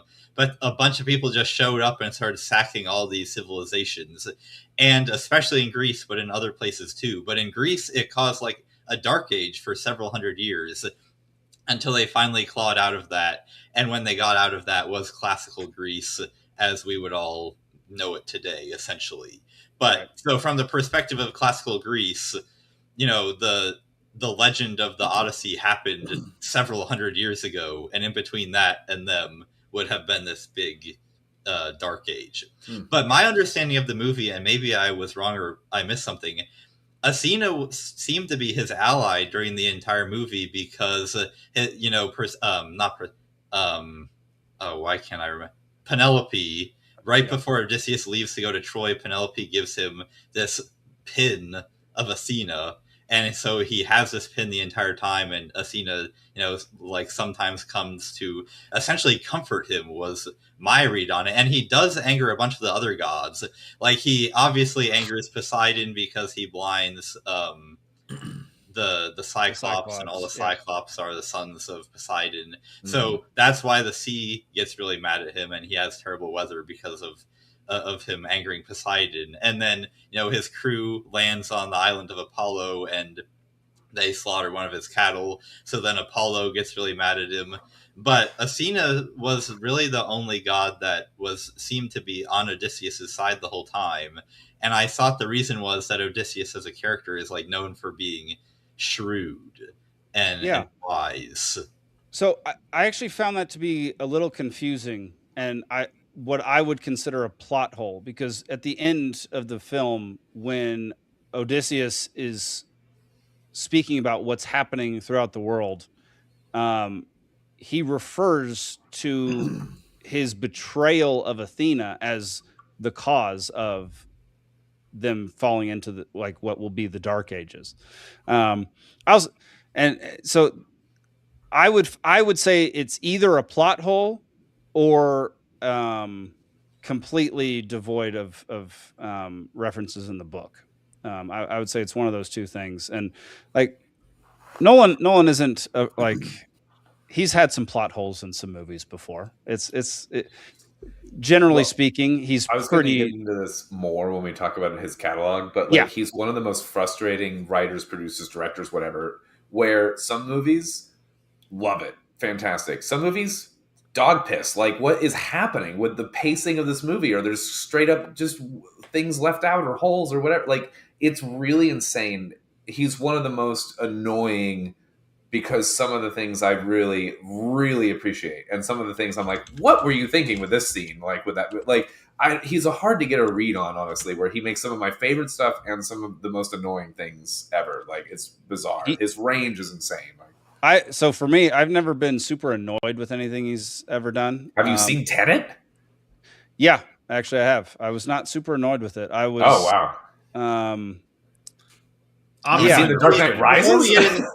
Before we get into Tenet, which I also have opinions about Tenet, but before we get into that, I will just say, Jake, to your broader point, it is true. Nowhere in the original Odyssey is there any implication that by behaving badly during the sack of Troy, or by doing all the other things that from a modern sensibility it's bad to do. Yeah. The original Odyssey was like, they had no moral problem with this at all, and was definitely not saying the reason why we're bringing about a civilizational collapse on ourselves is because we're abandoning, you know, good moral principles. Right. And I did see some commentaries including from right wingers that were like kind of upset that this kind of modern moral sensibility was being read back into the Odyssey, because it wasn't being true to the story. And on the one hand, I can see if your only goal is to be true to the story, then it would be annoying if it's like, wow, this is such an obviously modern retelling. However, you know, as someone who like wants people to live by a Christian ethic, I thought that it was kind of nice to have a reinterpretation of the Odyssey that was like, if you go around being really horrible to people, that's not good for society. And it was kind of weird seeing a bunch of conservatives being like, I can't believe this movie doesn't totally endorse going around raping and pillaging everyone. Right. Look, I wasn't expecting a full historical representation of what happened. He didn't do that with Oppenheimer. He's not going to do like he's a very stylistic director. So he's not going to keep things exactly by the book, bro, so to speak. Yeah, you know the story. He's not going to tell you the story you already know. He's going to repackage it in a format that's going to make you think about it from a different angle. Yeah. I mean, there were some people in this movie that I wanted to punch in the face. Elliot Page being one of them. One of the worst acting performances I've seen out of that person. Terrible. That's saying something too, because I'm not a big fan. Great in Inception, horrendous in this. Like, I just don't know. Only in it for a few minutes. Ever seen much that I've like loved by them? Actually, wait. Did they do the voice of Ellie in The Last of Us in the game, in the original? I have no idea. Because that, honestly, that might be the best thing they've done. Is if that's interesting. I mean, Juno is pretty great. I mean, Juno's fine. You got to give it to her though. You know, like there's two people that are in this category of playing a dude disguised as another dude. Elliot Page is up there. That's fair. With Robert Downey Jr. But having I gotta go back to Lupita Nyong'o every time. This is Lupita Nyong'o, and that's supposed to be Helen of Troy. Like I just don't see how you get away with that and having her have a twin sister. Like I don't get it. The twin is the thing that is just drives me nuts. Yeah. Lucy Lawless is Helen of Troy. My generation needs that. Like, please. Like we grew up with her. I'm gonna bring up Lucy Lawless. Alden. So it's not even. That's not even who did Ellie's voice. So never mind. Yeah. I that was in my memory from something, and it's not even true. So never mind. I don't really like anything they've been in. But. Dude, I completely forgot it was Lucy Lawless that did that married Ron Swanson in Parks and Rec. Yes. Yeah, I completely forgot that's who Tammy that was. too. What? No, no, his ultimate wife. Yeah, but no, it was Xena Warrior Princess. Yeah. Xena Warrior Princess. There we go. And she's actually Greek, from my understanding. Oh, well, that would work. Let's see. Let me see if I can pull up an image. There we go. There's Lucy Lawless on the right. Yeah, that's right. All right, I'll take it. I'll take it over Lupita Nyong'o. She also wasn't. I mean, Lupita Nyong'o's a good actress. She wasn't amazing in this. She also didn't have a lot of screen time. So, but one choice they made, and as soon as like I didn't watch any trailer, I didn't hear a single line of the movie. I knew it's a Christopher Nolan movie. I'm going to go see it. I don't care. I'm not going to watch anything. Yeah, don't spoil it. Like the first actually 7 or 8 minutes of the movie. First of all, really bad sound design. Like really? I could barely understand. It was so loud. It was so egregiously loud. Yes. And immediately right off the bat, you realize that they're going to be all talking in American accents the entire time. Mm-hmm. And it's just something that you have to adjust to. Like I don't necessarily have a problem with it. In the same way that like I don't either. Did you ever see Knight's Tale? Yeah, of course. Yeah. So Knight's Tale, they would play like sports anthems. Yeah. You know, like We Will Rock You and stuff like that. They were doing the boom, boom. Yeah. Yeah. They did that. It was a modern twist. Like well, they did that to make you feel what those people would have felt in that stadium at that time. That is the best. Honestly, that is like a really good comparison for making you feel at home with an accent. Yeah. Okay. I thank you for that, actually. I have said this before about things. Do you know the show Chernobyl? Yeah. Great the HBO show. So they cast everyone as kind of this like ambiguous, generic, fluctuating accents where some are just kind of British, some are kind of Eastern European, some are kind of Norwegian, Scandinavian. Like they're all over the place. Yeah. But they're not all just like this hardcore like Russian accent or something like that. Because do you know what, to a Russian, they probably don't sound like they have an accent. Do you know what I mean? Like, yeah, they probably just are hearing like what we're talking, like a familiar language. And I think this diffused the concept of this foreign feeling, and it made you feel a little bit less of that and a little bit more present in it, as it's all considering who's your audience. And in this case, the audience wasn't fucking just Russians. And so I got into an argument with Haley about this, actually, like, because she was like, "Oh, it would have been cool to represent more Russians here or whatever," and I was like, "No, but like that's a totally different way of thinking about it than art. That's a whole different purpose. That's like a PC kind of a thing. That's a whole. It's. I'm not saying it's wrong, but it's not the art of it. Like, if you're trying to convey a story to an audience, then it's like, who's your fucking audience? And this was the best channel. There you go. There, and dude, and that's what the thing. Example though you give. And dude, that's exactly the point I was going to make with this. Is look, the majority of movies worldwide are in English, like the vast majority. Most people, I've seen movies in 40 countries around the world. Music too, actually. 90% of the movies that I've seen around the world have been in English. Thailand, Indonesia, India, they're all in English. Do you hear like the pop songs on the radio there and like catch English phrases sometimes dude, that's too? Like, so weird. That's so weird. Isn't it? But like English phrases in like Japanese songs and Korean songs and stuff like that, like it's like or South African or whatever, like Italian, Brazilian. Like I'll listen to like, music from around the world, and I'll sometimes it's all in English, and it's crazy, but it's the entertainment industry is driven so far in America, like in the US or whatever. That's our primary export, man. That's what we do, and like it's entertainment is our biggest export. I think I don't know how you could argue against the idea that our I think it once most was influential tech. export is media. Yeah, and now everyone kind of does that well enough that I think it's entertainment. Yeah, that would. Yeah, it'd be hard to argue against that. Yeah, so that's why I think they made everybody American in this. Like it was fine. I didn't have a problem with. Who I thought did a phenomenal job was Robert Pattinson. I thought you were going to say that. I've been honestly on his side for a long time now. Like, did you see Mickey 17? Yes. Fantastic movie. I feel like that's criminally underrated, that movie. Wild movie. He did so good in that movie. Yeah, he crushed it. I could talk for 40 minutes on just that. Did y'all see Twilight? I mean, yeah. And that's I don't think got, Robert Pattinson saw Twilight. Yeah, fair enough.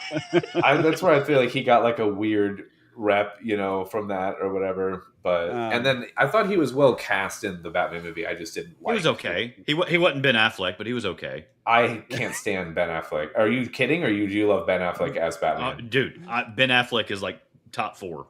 Really? Oh fuck, man. He's above Christian Bale for me. Nope.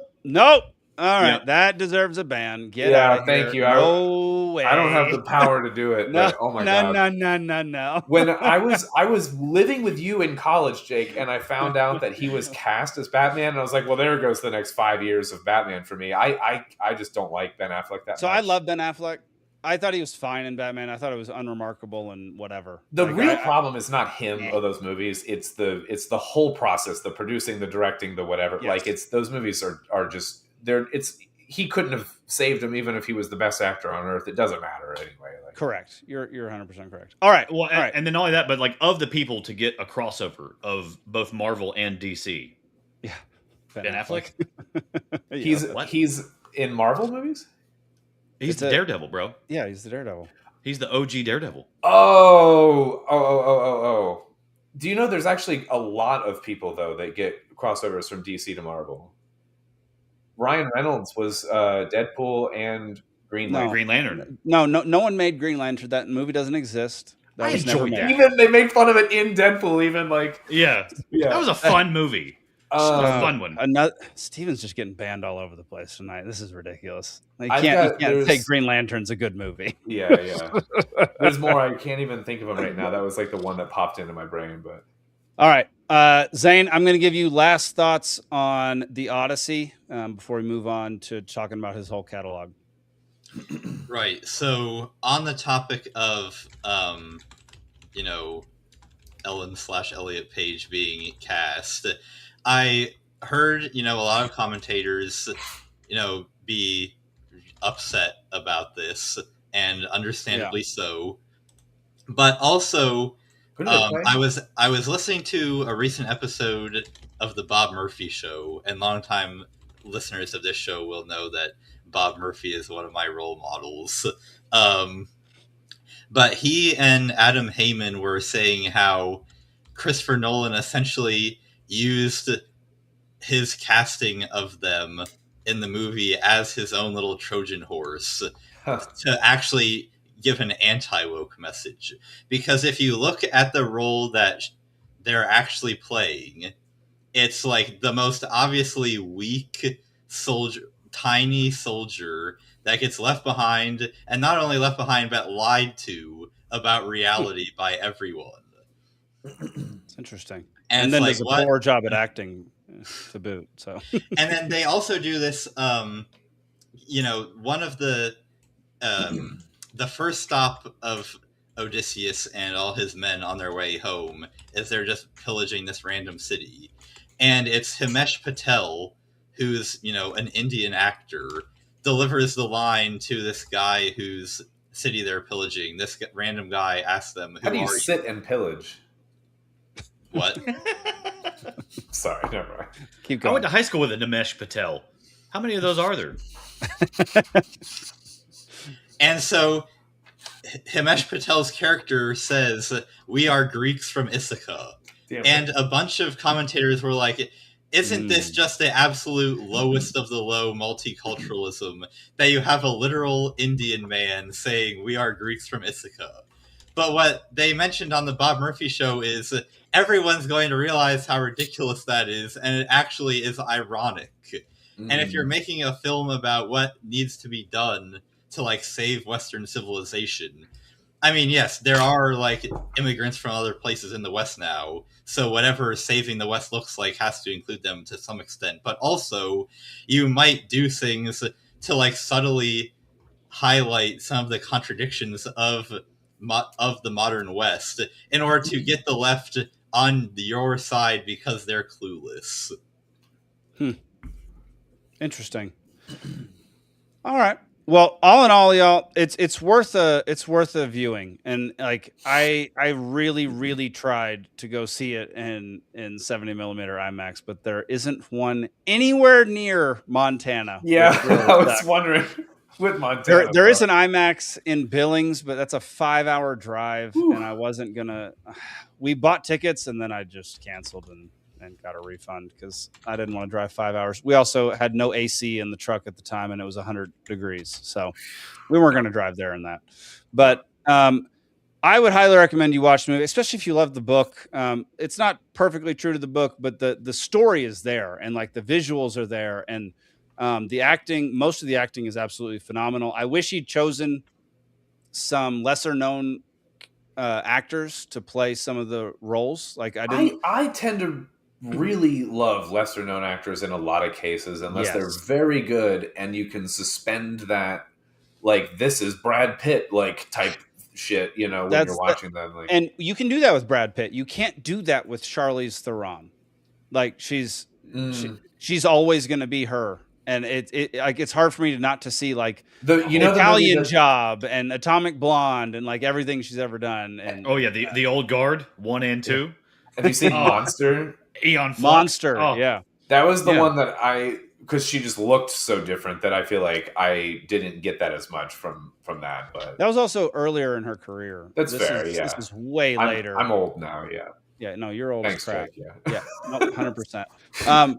All right, y'all. We're gonna move into the whole Christopher Nolan filmography. His whole catalog of films. Dog-a-log. I can't wait.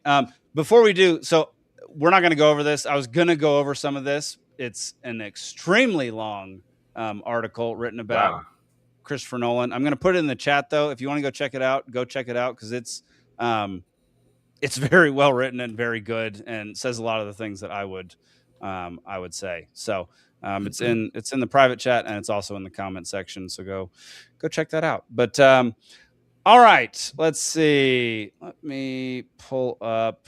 So here is the ratings, generally speaking, of Christopher Nolan films. Really? Generally, the Prestige is higher than Interstellar. That's so. It depends on what you. So I trust IMDb far more than Rotten Tomatoes. Rotten Tomatoes is, dude. Rotten Tomatoes is garbage. Man. There's totally sus. I don't trust them at all. Yeah.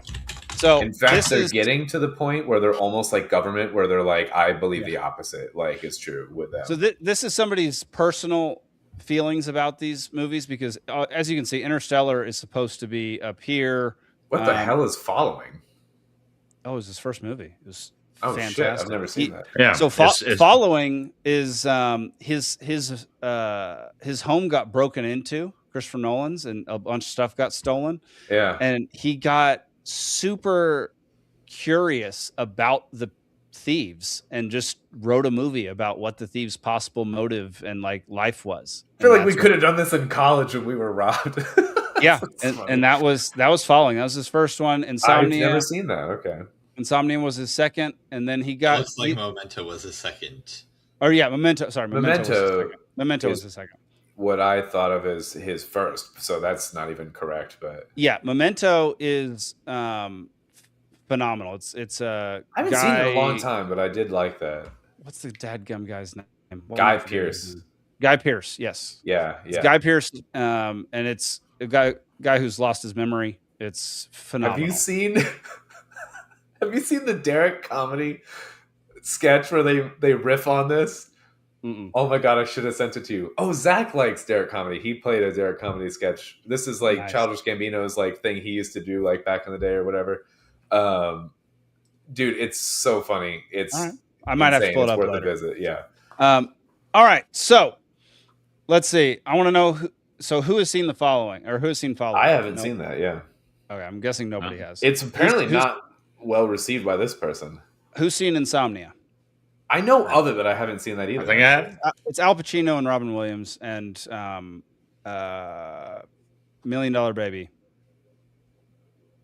$1 Million Baby? Anybody? Oh, I know the song. Yeah. Yeah. What is her name? I don't know. Dadgummit. She's got horse face. She's pretty, but she's got horse face. Who saw Tenet? I hate that movie. I had to see Tenet because, so if you recall, it was originally supposed to be released like March or April 2020, and then it got postponed like 5 times. So I spent like 6 months seeing the trailer, and then when it finally came out Labor Day weekend 2020, I'm like, well, I've seen the trailer for this movie so many times, I have to go see it. Went to the movie theater, had it completely by myself because everyone is a bunch of scaredy cats and couldn't go to the movie theater. So I was the only one in there. Still could not hear any dialogue. What if Tenet was not nominated for the Golden Raspberry Award for worst sound mixing? Thank you. They really missed a trick on that. Interesting. Okay, so you Tenet also. Hang on. Zane, what movie theater in Georgia did you go to? So this was when I was still in college, so it would have been whatever the one at the mall in Athens is. Okay, well, I'm not going to trust that place to have good sound. So, Alden, what were you about to say? Tenet bothered me for several reasons. Okay, let's hear it. One of them was kind of a meta reason, and it just I couldn't get it out of my head. Maybe it was a coincidence. or maybe there's no such thing as a coincidence, which is a line from one of his movies.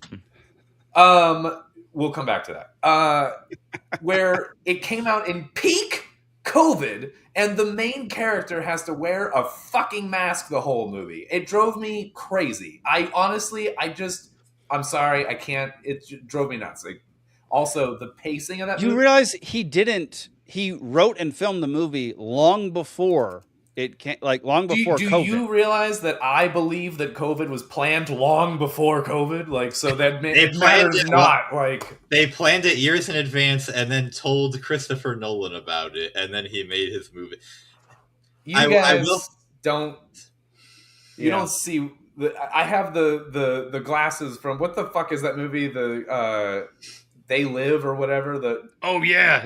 You know what I mean? I don't know. I feel like I'm looking through the world from a different lens here. We can talk about They Live too, because actually Bob Murphy has an excellent analysis of They Live as well. No, we're not talking about They Live, the sequel. You know, but on Tenet, after I watched Tenet, I read like several blog posts trying to understand its core mechanic, and I'm still convinced that it just doesn't make any sense. It doesn't make any sense. I will also say only, the scene where the airplane crashes into the art museum is the most epic movie scene I've seen in my life. Okay, all right. Sorry, that is so. I agree. So in my ratings of his movies, Tenet is down near the bottom. It's below Following and it's below Memento, but it's above Insomnia. Insomnia was very mediocre. It was very like typical movie. It was a bunch of stars. Forgettable summer flick. He got hot after Memento, and so he got signed by a studio to make a movie, and it wasn't a Christopher Nolan film. It was a studio film. Gotcha. So I've never seen that one either. So yeah, for me, Insomnia is at the bottom of the list, and then comes Tenet, which So Tenet's your second to last. Yeah, then Following, then Memento. Okay, I thought you were kind of defending it before because, like, I thought. Oh, no, then Dark Knight Rises, and then Memento. So I'm going to tell you this: I don't think Christopher Nolan has made a bad movie, which is difficult. I don't think he's made a bad movie. That's all. That's all. What's our scale of bad? Like, what are we comparing to? Like, he's made things that are less enjoyable and that I wouldn't watch over and over again like I would The Dark Knight or Batman The Dark Begins. Knight, I mean, is legendary. The Dark Knight Rises is poopy doopy, dude. Like, it's not poopy doopy. There's no pretty, poopy doopy here. It's pretty old diaper, honestly. It's not well-rounded, but it is very engaging and I enjoy it heavily. Should I get into that when we get into that movie, or should I get into that now with the? So I actually think there are two. I actually think there are two categories of Nolan. Yes, good and bad of his movies. No. We're taking a different route. We're taking a different route. There's A tier and B tier. Yes, there's good and bad. No. B A for and B. Bad. There's not A and F. Glaze There's A and glaze B. more, according to Jake. I actually think the only one that for me would fall into the C tier would be Insomnia. I can't speak to that, but that's fair enough. I think the others would get an 80 or above on my scale of 100. Okay. Well, Jake, the kids these days, the top tier isn't A tier. The top tier is S tier. So the real question is, also what S movies plus, are in S apparently. tier? What the frick is S? What? I think it stands for superior. But if you look at all the tier charts, S tier is at the very top. I think it's above supremacist. Yeah, I don't like that. Whatever. Okay, Alden, I'm interested. What is your what you would consider Nolan's best film? I think probably I haven't seen Oppenheimer, so to be fair, of what I've seen, and I've heard good things about it. So that being said, of what I've seen, I've not seen Oppenheimer and I've not seen Odyssey, his last two or whatever. Okay. So I'd put Odyssey in the B tier, just FYI. Okay, fair enough. But I've heard a lot of people like Oppenheimer, and so I can't speak to that one. But outside of that, I would say probably Interstellar. There we go. The best right. overall. So you and me agree on that. That's his best of all time. Okay, yeah. I think I love The Dark Knight. Yeah. And I love some other things that he's done. But I honestly think Interstellar is the best if you're going to pick just like an all-around great film. The fewest holes, the best pacing, the best, for the most part, acting, rounded out. Like there's some kid acting in there that's like whatever, but that's always shaky. I think that's his best. So Alden, I think you're right. Look, Christopher Nolan, his films aren't like, most directors don't get this lineup of films. Like he has only made 13 films, 3 of which were not huge, and every other one was freaking enormous. And so he's I will say something about his movies. Like he really goes for it. He swings for the fences. I agree. He tries to make something. Yeah. You miss sometimes. That's 100%. And that's okay. 100%. I agree. Yeah. I agree with that. What's so fascinating about this guy is his obsession with like the theme of time. And I know. And that is one of the most confusing and most difficult things to understand, especially the way he does it. Inception, Tenet, Interstellar. Sure. Yeah. In a way. Yeah. And he plays with time in every single one of the movies. And it's like, he does it in the Odyssey. It's not a central theme of the movie, but you're not exactly sure where the things are happening unless you've read the book, obviously, then you know.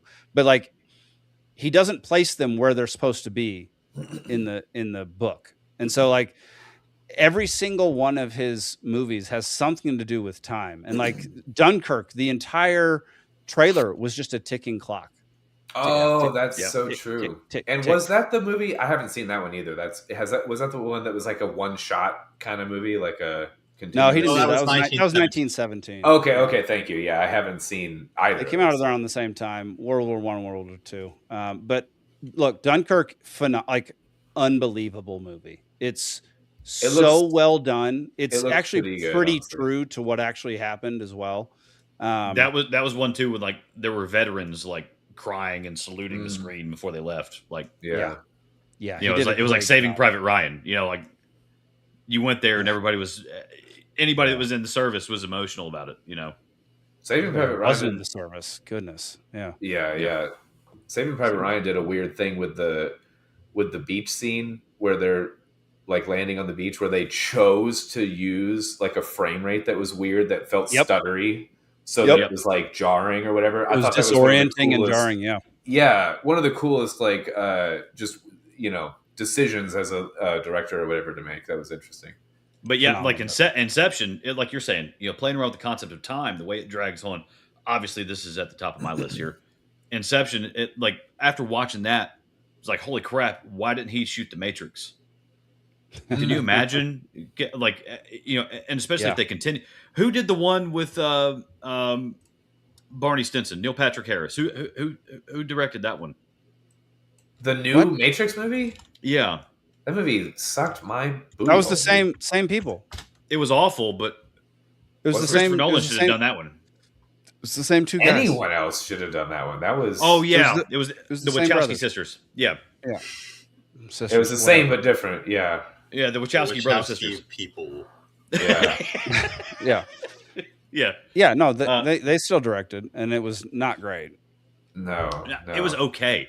Someone said it might have been not great on purpose, as like a weird, like that they made a bad movie on purpose as like some middle finger to the producers or the studio or whatever. I don't know. It was like a weird thing but it was so bad that like that's one of the only explanations that would make sense as to how it was so bad. Anyway, whatever. Yeah. Well, they made a fantastic show in Sense8 that was like not renewed for some reason, but anyways, Sense8 was amazing. Yeah. Watching Inception, though, Christopher Nolan, like if The Matrix continues, Christopher Nolan needs to get a piece of that, because I think the way he would cut that up and repackage it would be absolutely on par with and that would be a storyline that could actually take it without us getting disoriented for what is happening right now. That's true. Why are we running 5 timelines all at the same time? Like, what's happening? I don't know Christopher Nolan. What's that?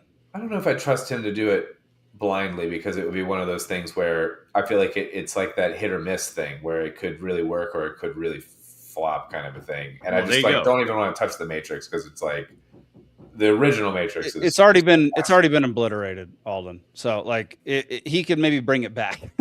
Well, I mean, if we're talking about with where it currently is, have you guys seen the Animatrix, by the way?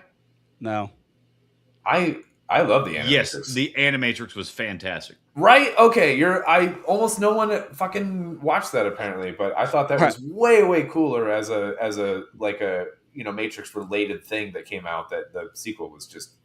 Steven, I'm interested. Why is Interstellar at the top of your list? No, Inception is at the top of my list. Inception, my bad. Interstellar's a close number 2. It's just Inception. I don't know, just based on some life experiences I've had with lucid dreaming and kind of like astral projection type stuff. Okay. I didn't know you were into lucid dreaming. That's interesting. Oh, dude. Oh, well, that's what the Insidious movies really I'm like. Do you have real night terrors where you fucking wake up paralyzed and see weird shit or whatever? Not anymore, but I have before. Yeah. Fuck, that shit sucks. Yeah, but that's why when I watch the Insidious movie, I'm like, hey, wait a second. Yeah. The old hag, dude. That's real. Yeah. No, for real, for a lot of people, man. Have you seen the documentary on that shit? That shit's terrifying, man. Yeah, I figured you might. Yeah. We could talk about that another time. So, do y'all want to embarrass me for a second? Okay. Yeah. What an interesting invite here. Before I went to film school, when I was, I don't know, 20, something like that. You experimented with me and my idiot friends made an Inception spoof. It's the worst thing in the world. I'm going to show you the first couple minutes of maybe the first minute, maybe less. I don't know. It's really bad. Maybe more. You'll see me without facial hair and with oh my gosh, this is with blackface. No, I'm gonna show it. This is too embarrassing to not show. This is so bad. Called getting mauled. Maul was her name. Yeah. A lot of. Are you into feet? You got a foot fetish? Son of a. Morning, Mr. Cobb. Evening, Mr. He actually Tyler. spoke Chinese, which is ridiculous.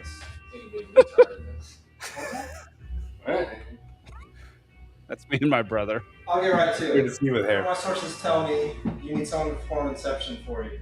I cannot believe that's my voice. I can't watch that.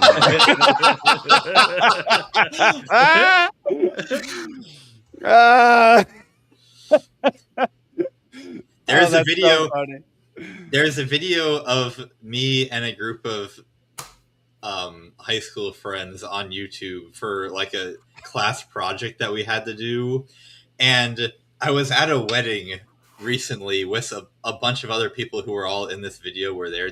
So this is this video we must have made it 10 years ago, but we verified it's still on YouTube and it's out there to be found. But I don't think I'm gonna say how to find it. Nice. So Hannah also says she's married to my brother. She said Matt yelled from the other room and said, "Don't show him. It's too humiliating." I guess. Yeah, I might have yelled that too. That's funny, dude. It's a 20-minute short film. Oh god, is that even a short? Oh, dude, it's so bad. It's so painful. We had so much fun shooting it. It was so stupid, though. That's the thing. You had fun, We did have fun, and I took it down immediately off of YouTube. It's privately listed now. You can. I'll send you the link if you want to excruciate yourself. Oh God, yeah. Alden, I'm interested. So obviously you're the primary conspiracy theorist on the show, which we do not hold as a derogatory term here on Liberty Libations. Thank you. It's a badge of honor. It's really an occupation if you think about it. It's a way of life. You don't understand. You said that Tenet pissed you off because it had a guy wearing a mask during COVID. The movie was filmed like three or 4 years prior to COVID. It was a side note kind of a thing. Like I'm not trying to make like a huge thing out of this, but it was, I'm not going I for that. Get it out of my mind. Yeah, I'm not going for that specifically, but like, what do you think after watching a bunch of Christopher Nolan's films, because you've seen a bunch of them? Like, do you have a bunch of film theories and stuff that you think is purposefully put into movies to make people CIA change how they're acting or what have you? Yeah. So like, is there anything that sticks out in Christopher Nolan's filmography that you would? He's okay. Less than most. I don't have a ton.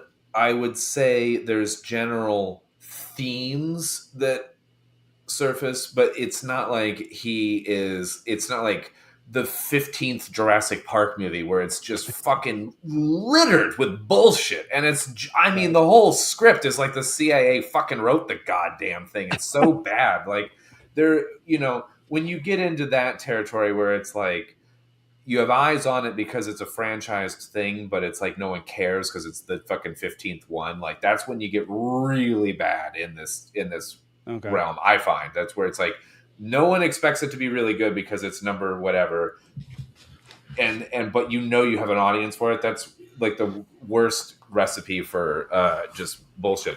Anyway, his are not as bad, but I will say there are moments where, like in movies, where there'll be like little lines and little drops and or just general themes of like Interstellar is like, we had to like, Earth is dying and the human race is dying and corn is dying and everything's dying and whatever. Like just this concept of like humanity just like ending its like an age, like a life cycle kind of a thing or whatever.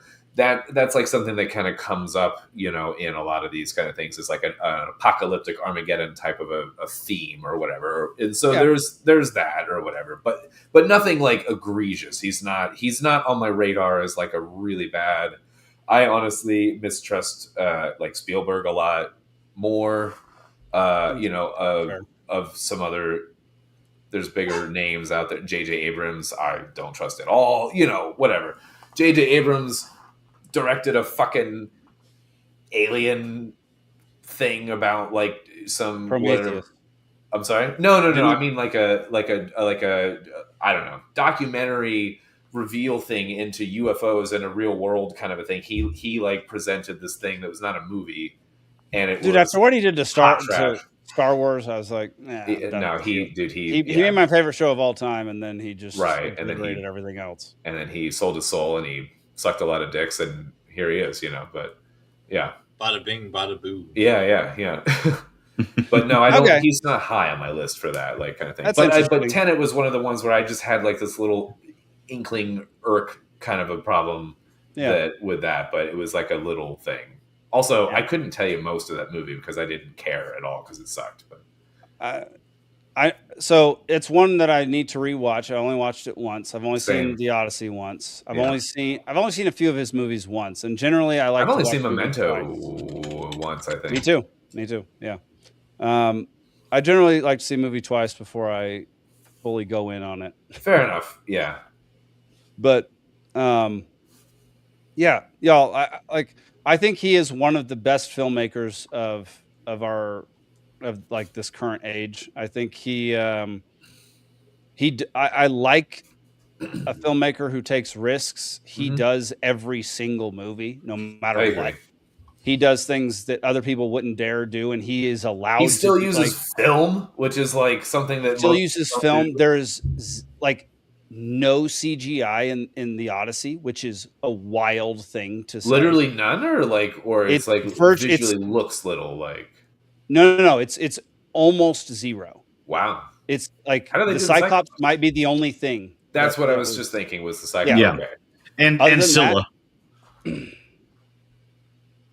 big cliffside sea monster. Yeah, I know. I'm not sure. I'm not sure that was CGI. I think that was a miniature. Oh, really? Wow. Yeah. Okay. I might not be correct about that, but I think that was a miniature. Jason and the Argonauts kind of shit. Something like that. He'll like all of the actors that go on his sets talk about this too in all their interviews. Like they're like on one of the islands that they were on, they were forced to hike to the top of this super steep mountain and shoot all day and then hike all the way back down. And like it's a job. I mean, fair enough. Everything's practical. Like most things are practical. He does it in a way that I very much enjoy and respect.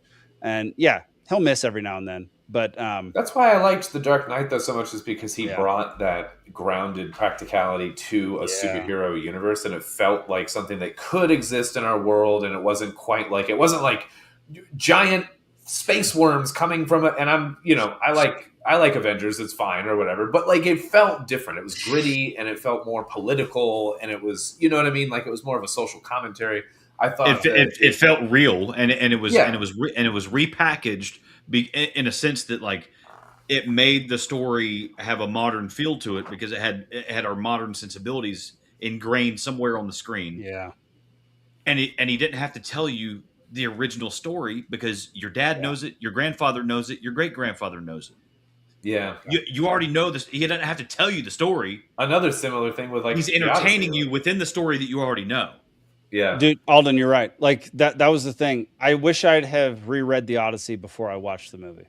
Because that opening scene is about 5 or 6 minutes long, and it's hard to understand them, first of all, but also they're saying names that weren't immediately familiar to me and saying things that weren't immediately I'll brush familiar. up before I watch it then, honestly, because now I get to hear what you're saying first. Agamemnon, Menelaus. I remember Agamemnon, and I remember, Helen and her twin, of course. Everyone knows her twin.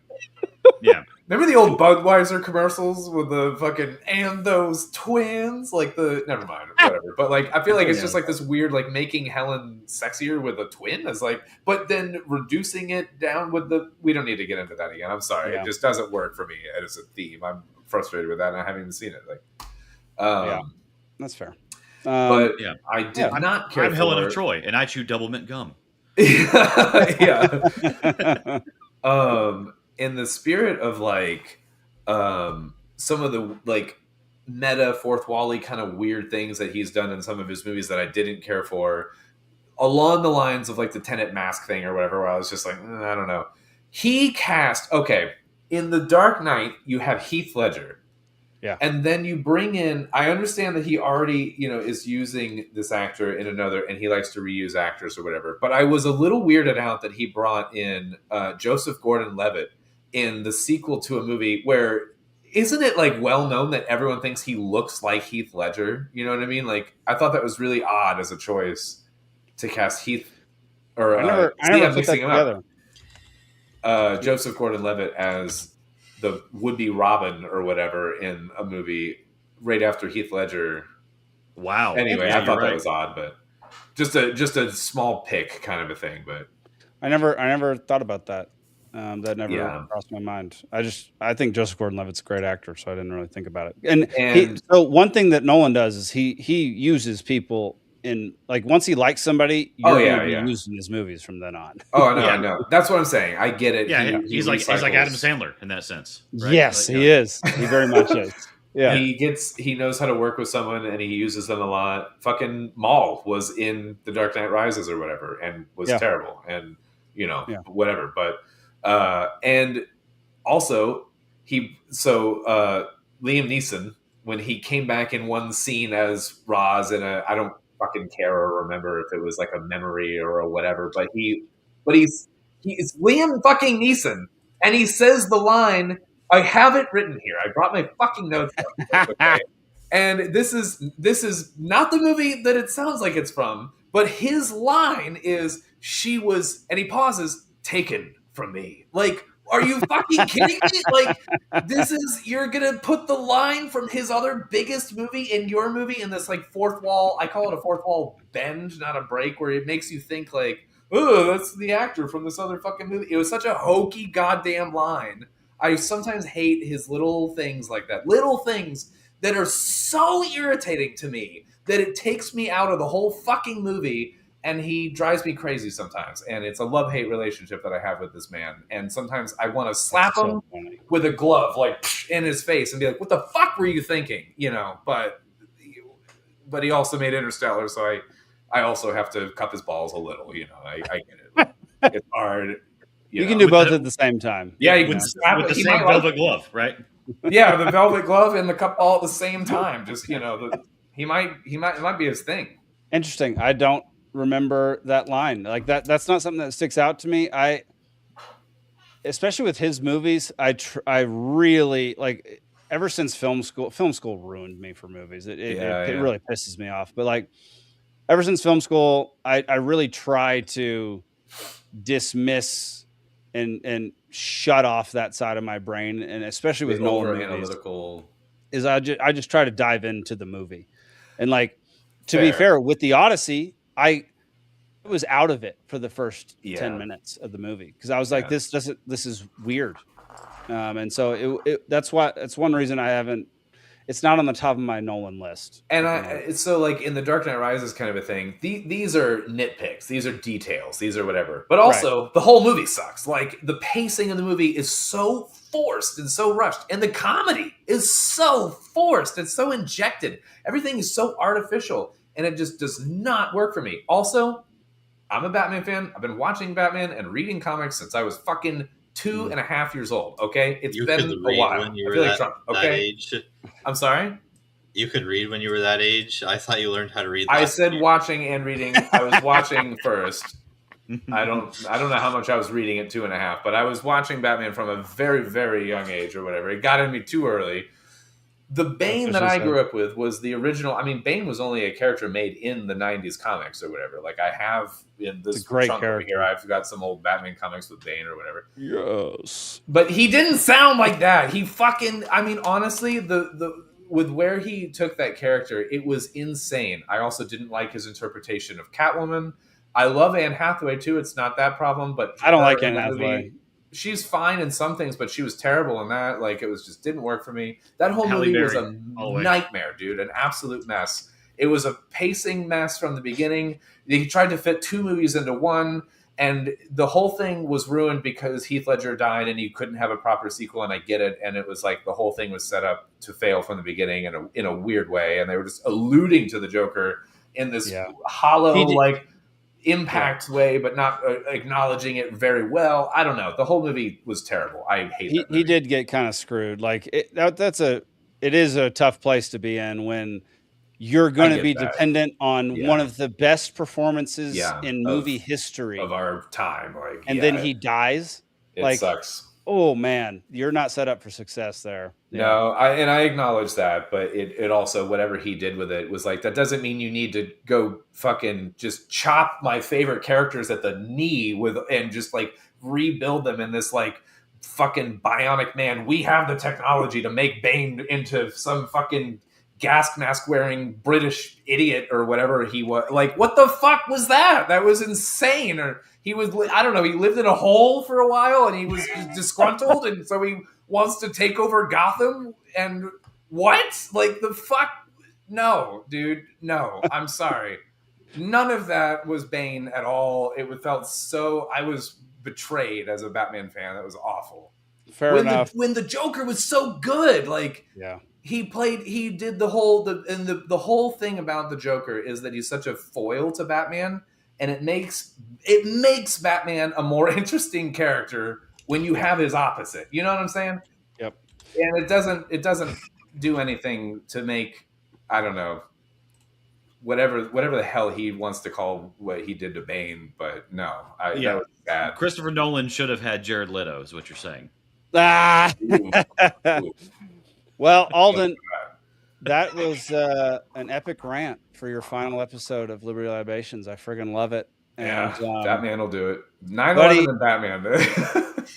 dude, I very much appreciate you being on the show for the last 3 or 4 years. I lived with you in throughout college, and I knew what goes on inside that. Yeah, we watched The Dark Knight Rises in theaters together. We did. Come to think of it, that's so funny.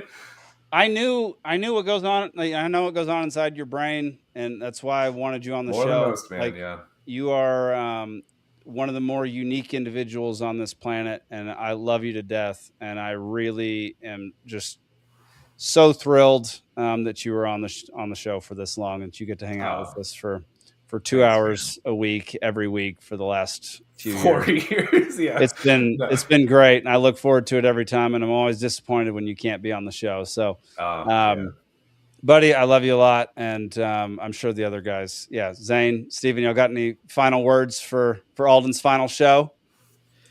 I mean, I can't build on what you said, obviously. Good riddance is what. No, okay. Well, no. I mean, I don't have the history that we do, but I mean, looking forward to the next chapter in your life. I mean, I know there's some great reasons behind the stepping away. Absolutely, have a blast with you. I don't want to lose touch with you. I won't. I'll be in the chat with you guys, bothering you once in a while. Alden is the new team audience member. Yeah. I'll be trying to jump on the winning the bandwagon trivia team over here with the audience. Also, Cheddar says 9/11 did Batman. Oh no! There you go. Oh, that's great. About right with that movie. All right. But no, I thank you for having me, guys. I appreciate it. It's been an absolute pleasure, man. Thank you, dude. Honestly, I'm surprised you guys put up with me this long. And for real, I feel like just sort of similar to Christopher Nolan, swinging for the fences. Sometimes it lands and sometimes it doesn't. With my style, it's a similar kind of a thing. Maybe it's like an artistic thing. I don't know. But thank you for having me. And thank you, Hannah. I'll be around, and I'm just like, my life is just going in a new direction at this point, and I'll have some updates on that in a little while, I think. Heck yeah, it's more official. But I will say, go ahead. I think there are very few people that I've had the opportunity to talk about so many things with, and like really get to know, whose mind works as much differently from mine as I think yours does, as I think we probably established over the course of this show. Like most you're the Joker to my Batman. Or am I the Joker? Probably, actually, at this point. I mean, obviously, the fact that we're both in the libertarian oeuvre is why we're both on the show, and why we are both like able to talk to, why we have a lot of common ground. Like, obviously, there are very few like leftists that I would do a podcast with, so I would never even get the opportunity to interact with them. But I think like even most people I know from libertarians, like we are all the way that we are. Yeah. And I think the show. I think this has been really good for me, and hopefully it's been informative for you and informative for the audience. Yeah, I agree, dude. I think that's a cool thing, and like a good like closing thought on that. Libertarianism is interesting, that it's not like a hive mind, and we've talked about this on the show over the years, where it's like it's both cool and to its detriment a little bit, that it's like it doesn't have the PR campaign that the main two parties have, where they're just like, rally behind this thing, or it's like it's fucking get PC and woke, or it's like fucking gotta fucking whatever, drill baby drill, or whatever the like mantra is of the year, like. And libertarianism just like rarely has that, and it's both good and bad. It's like a lot of independent thinkers and a lot of people that like share some similar qualities and some principles, but that are very unique individuals along the way, of course, and hold true to that. And it's funny that like being so individual and independent and like outside of the norm, it's like that is your thing that you have in common, but when your thing in common is we're so different, that is wild. Like what a varied basket of fucking nutcases we are. I don't know, dude. I kind of love it. And I'm proud to be here with you guys, and I really appreciate it. I appreciate what you said, Zane. You're the Henry in the box to my train with square wheels. Misfit Toys reference. I love it. What a good reference. Oh, man. All right, y'all. Well, everybody out there, we're going to go over to trivia here in just a minute. So I'm going to put the link in the comment section so you can just head right on over there. On whether on the last episode on a send-off note, do I correct Zane on that it's Charlie in a box? But no! I was like, do I say it? Yes. I almost didn't say it, and I was like, all right, fuck it, I'm going to say it. Yeah, might as well be dick in a box at this point. Oh God, the Richard in a box. You know? That's right. Yeah. Goodness. All right, y'all. We're gonna watch a few funny videos, and then we're gonna head on over to our Libation Nation trivia. I'll need another beer for that one. Yeah. We're gonna round out the evening over doing trivia, and hopefully we'll see you there. I'll put the link in the comments so you can just click right on it. I'll grab it. Yeah. Before we do that, let's watch a few funny videos and then get the heck out of here. This is from Grumpy Gnome. My oil says it's at 25%. Could you just add 75% more? No. So my oil smells like chocolate pudding, but it doesn't taste like it. Would you like an appointment? Do you think I should have one? Absolutely. Okay. Yeah. Hi. My car won't drive at night. I put it in N and it won't drive. It does fine in D for daytime, though. No. Are spark plugs supposed to be chewy? No. My car's genie lamp came on, but I didn't get my 3 wishes. My genie lamp. I cannot right now. We'll get you in for an oil change. Can they do it like right now? Yes. Okay, great. My oil. This is me whenever I go to the car shop. My genie lamp light is on. What can you guys do for me? I love that. That's that. All right. Here's a alternate form of football or soccer, that Nick might actually approve of. Oh yeah.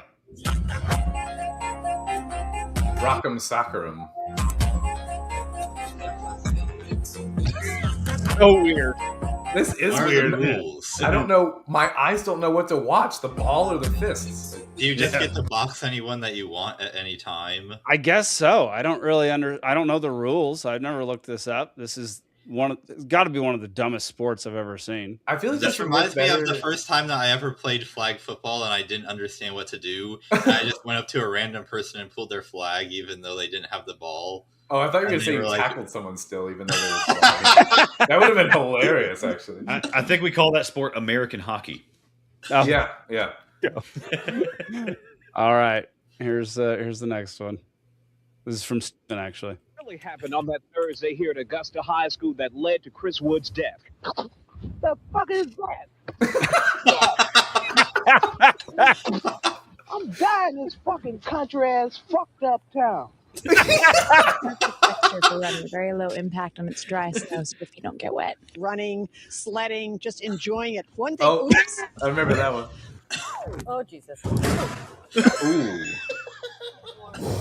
Innocent. Hey, Mama, I love you. P.O.P. all the time. Right, these all good pimps, boy, baby, for life. Hello, sir. Did you witness anything strange in the This area? is not the news, but it's great. Witness? Yes. Is this camera on? Yeah, we're live. Oh, no, I ain't seen nothing. I ain't seen nothing. Matter of fact, I'm blind in my left eye and 43% blind in my right eye. I don't see much of nothing. Matter of fact, I can't even see you, sir. That's pretty good. And our final one for the evening on the Christopher Nolan, I don't know, theme of the second half of the show. Here's Batman's talking. What's up with that voice? What, this voice? Yeah. This voice rules. That voice sucks. It rules. It's yours rules. Gravelly. Yours isn't even masked. Just your regular Bruce Wayne voice, lowered. Yeah, I want people to lean in so I can pop them right in the mouth. You sound like you're getting winded, pulling the foil off of a single serving. I'm plant-based, so I don't eat yogurt. So, yeah, a lot of berries, nuts, and actually Alfred makes a little mild avocado dip for me every morning. Are you even wearing black eye makeup? Are you just low iron? Meat! You're gonna need those calories when you fight hardened criminals. There are multiple ways to get protein. You don't need to slaughter and take the life of an animal to get it. I don't do much fighting. What? I don't do much fighting. I get to the crime scene after it's happened. So I poke my nose around, take some notes, talk to the cops. Wait, you just walk around like a regular cop? Yeah, they like having me around. Jesus fuck. Look, man, you gotta face it. I'm cool. I'm edgy. Okay, I'm Kurt Cobain. Yeah, because you're dead to me.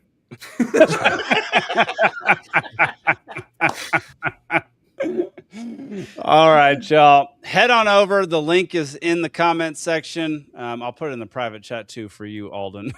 I'm looking at this one. I got it. All right. And we'll see you over there for Libation Nation trivia. And stick around actually for the credits because it's a tribute to Alden. So okay. Enjoy.